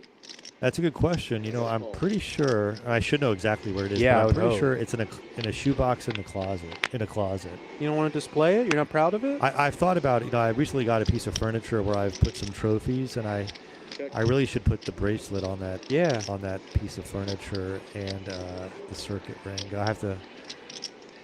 You know, I've only worn the bracelet at the ceremony where they presented it to me. I see, right. Because I'm not really a jewelry guy. Well, I'm not going to say you need to wear it around. Yeah, I'm not going to be that exactly. guy. Right. Pat Lyons. You know Pat Lyons? I've heard of him. He wears his bracelet and his rings to the table every time. Yeah, I could never pull that off, or wouldn't want to really. I just covered the Grayton WSOP, and he won a circuit ring there, and just immediately pulled out. Just had his bracelet on, and his Where ring is was Grayton? California? Grayton's in California. Yeah. Oh, and you were there? Northern California. Yep. Oh, yeah. cool, Great series, great events. So what does one fly into like Reno or Sacramento? Santa Rosa, I think it was. Is that a real place? What's that? Is that a real place? I might be making that up right now, but I'm pretty sure that's where I flew into. I mean, Northern California is beautiful. I love going to San Francisco. I haven't been there in ages. I don't know. I feel like if I'm going to fly that far, I'll probably just stop in Las Vegas, you know. Might as well. Drive up. But I hear great things about Thunder Valley and this Grayton. Yeah, they're both real close to each other. Yeah, they. I have not been to Thunder Valley, but everything I've heard is it's incredible. One of the favorite circuit stops of the circuit grinders. And then, yeah, Grayton was just incredible. It was just a really, really, really nice, well-kept casino, good staff. You know, Thunder Valley just sounds like an awesome place. It does sound like an awesome place. It just sounds like a cool place to hang out, maybe watch some lightning storms. Yeah. You know, I once flew to Vegas, and below the plane there was a lightning storm over Oklahoma City. Really? Yeah, and it didn't affect the flight at all. It was just very cool to watch. Yeah, I bet. How long were you like flying over top of it where you could actually watch it happen? I don't know, maybe 10 or 15 minutes. Oh, really? Was that long? Maybe. It was a long time ago. I would have thought it would have been a matter of minutes. You'd be in and out of that section. But yeah, I don't know. This was way back in 06, I'm pretty sure. The planes were slower back then? Oh, yeah. Yeah. I didn't think about it that way, but I guess you're right. We got a pot going here. Yeah, Lewis opening another one of his club connectors that he has been so fond of on this final table. He's 3-bet them a couple times. Now he's going to go ahead and open the button. Flop 2 more clubs and not a gutter, sorry. Just flop 2 more clubs and, just go ahead and make second pair on the river there. The emergency rivered pair. Right. Check. Now maybe Lewis would think the only thing I think Lewis feels very confident he has a strong hand after. Come on, put in the check raise, Eddie. Both the flop and turn got checked. Check your hands, put in the check raise. You have the heart blocker. Ah, dang it. He just calls. Yep, not going to work. 7-8. Thought he had enough showdown with fourth pair there, but unfortunately, the 8 on the river is going to be good. Good value bet by Lewis there. Yeah, that was impressive. Yep. Now he's closed the margin. It's less than a 2-1 lead for Lenny. It is of Chad's Ford, PA. Back over the 1 million chip mark for Lewis. The Periwinkle hoodie dips below 2 million. Speaking of back over, I wonder if we should be ending all of our transmissions with over. What do you think about that, over? It's tough to do over. Yeah, I think we'll lose interest over. Eventually, the chat's probably going to get a little bit frustrated about it, over. Yeah, I'm over it, over. Over and out. Check. Lewis flops Jackson 10s after he defends against Lenny's raise. Lenny has Queen 5 of different suits. That's 22,000. So this will go check, bet, call. Okay. Yeah, not much of a reason to be raising. Sure. A lot of fun potential turn cards for Lenny. That's one of them, as now he's open-ended. Check. He can hit a Kate card. That's what I like to call it, when you have an open-ender that'll be made with a king or an 8. A Kate. Kate card. Yeah. Kate. K plus 8. And also the queen will make him top pair. Turn gets checked. And it's a swing and a miss by Lenny. And so Lewis has the best hand, as all the cards are out. Check. And as the river gets checked by both players, the pot will be pushed in the direction of Lewis of Connecticut.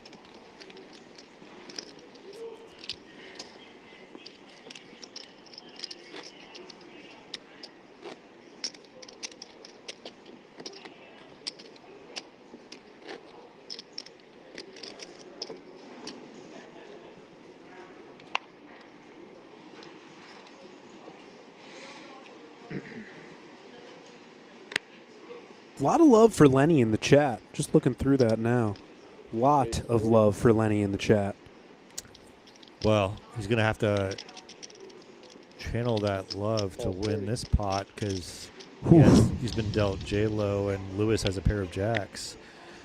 If the flop comes Jack, Deuce, X, that would be a lot of trouble. That was getting greedy, asking for that Yeah. bit of a flop, honestly. Exciting things don't happen to us. Hey, calm down, Yasser. Yeah. That is 60,000. You know, flopping an overpair with jacks That was is 60,000 and fold. a lot of fun. So good for Lewis. I hope he enjoyed that. The removal button. A lot of people like to, talk down on jacks, say they don't like them, they never win with them. I'm taking jacks back. I'm taking jacks back as a good hand. I'm saying that jacks are a good hand. You're bringing jacks back, just like bringing sexy back. Exactly. That's really what it is. I'm making jacks sexy again. I'm going to own that.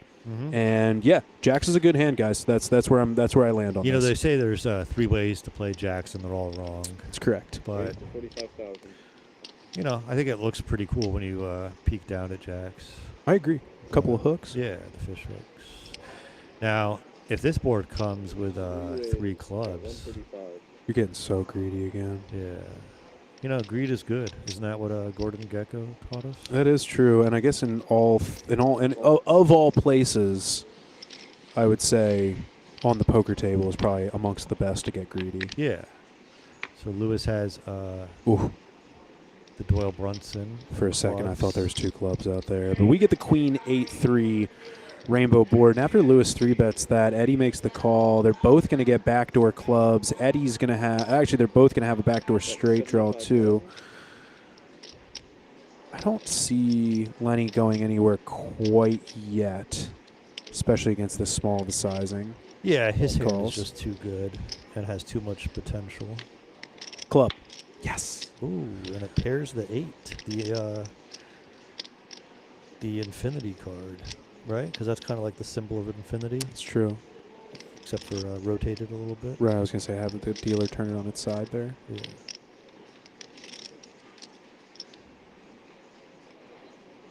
Ooh. Big bet.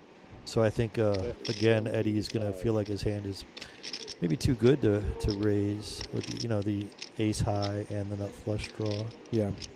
I thought he had 2 yellow chips in his hand there, but he just goes about half pot. Kind of a catch-all sizing here. And he's going to get that catch-all.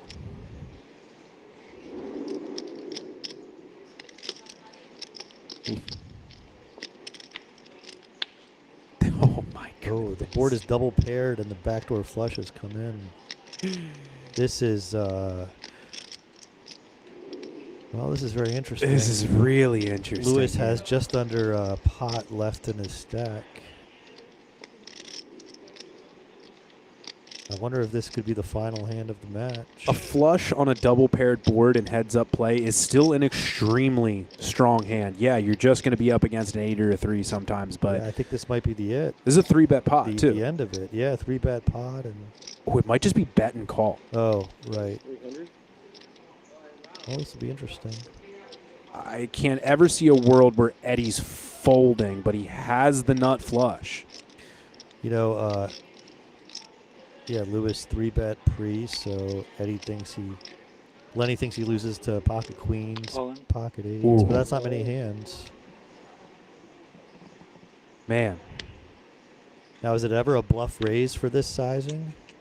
This is a brutal decision to have to make for Lewis. Yeah, I don't know that this is rarely a bluff. I think what we might be thinking about, is there any better value that I beat? Or any just value in general that I beat, but I don't think, but he calls. That's it, guys. That's it. Your winner is Lenny of Chad's Ford, PA. Edward Leonard is your 2024 Borgata Poker Open heads-up champion. And, guys, I got to say, man, he played excellent. Lewis stuck around, did not get the cards that he was looking for. But, yeah, Lenny picks up his second Borgata trophy. Congratulations to him. And that's it, guys. A little bit of a short one here, but we went right into heads-up play and had an absolutely fun time. Yasser, I want to thank you very much for joining me here in the booth, and we see what the two players are winning there. Eddie Leonard is going to take home $31,298. Lewis falls in second place there for $15,650. An absolutely awesome run by Lenny, and congrats to Lewis, too. That was a lot of fun. A lot of fun. Congrats to Lenny. Yeah. And Lewis played great also. We are going to sign off here, folks. Thank you so much for tuning in, and have a great rest of your night. More Borgata Poker Open action is happening over the next few days, and we are going to have live streams essentially every single night. Tune in for those. Thank you guys so much. Have a great rest of your night.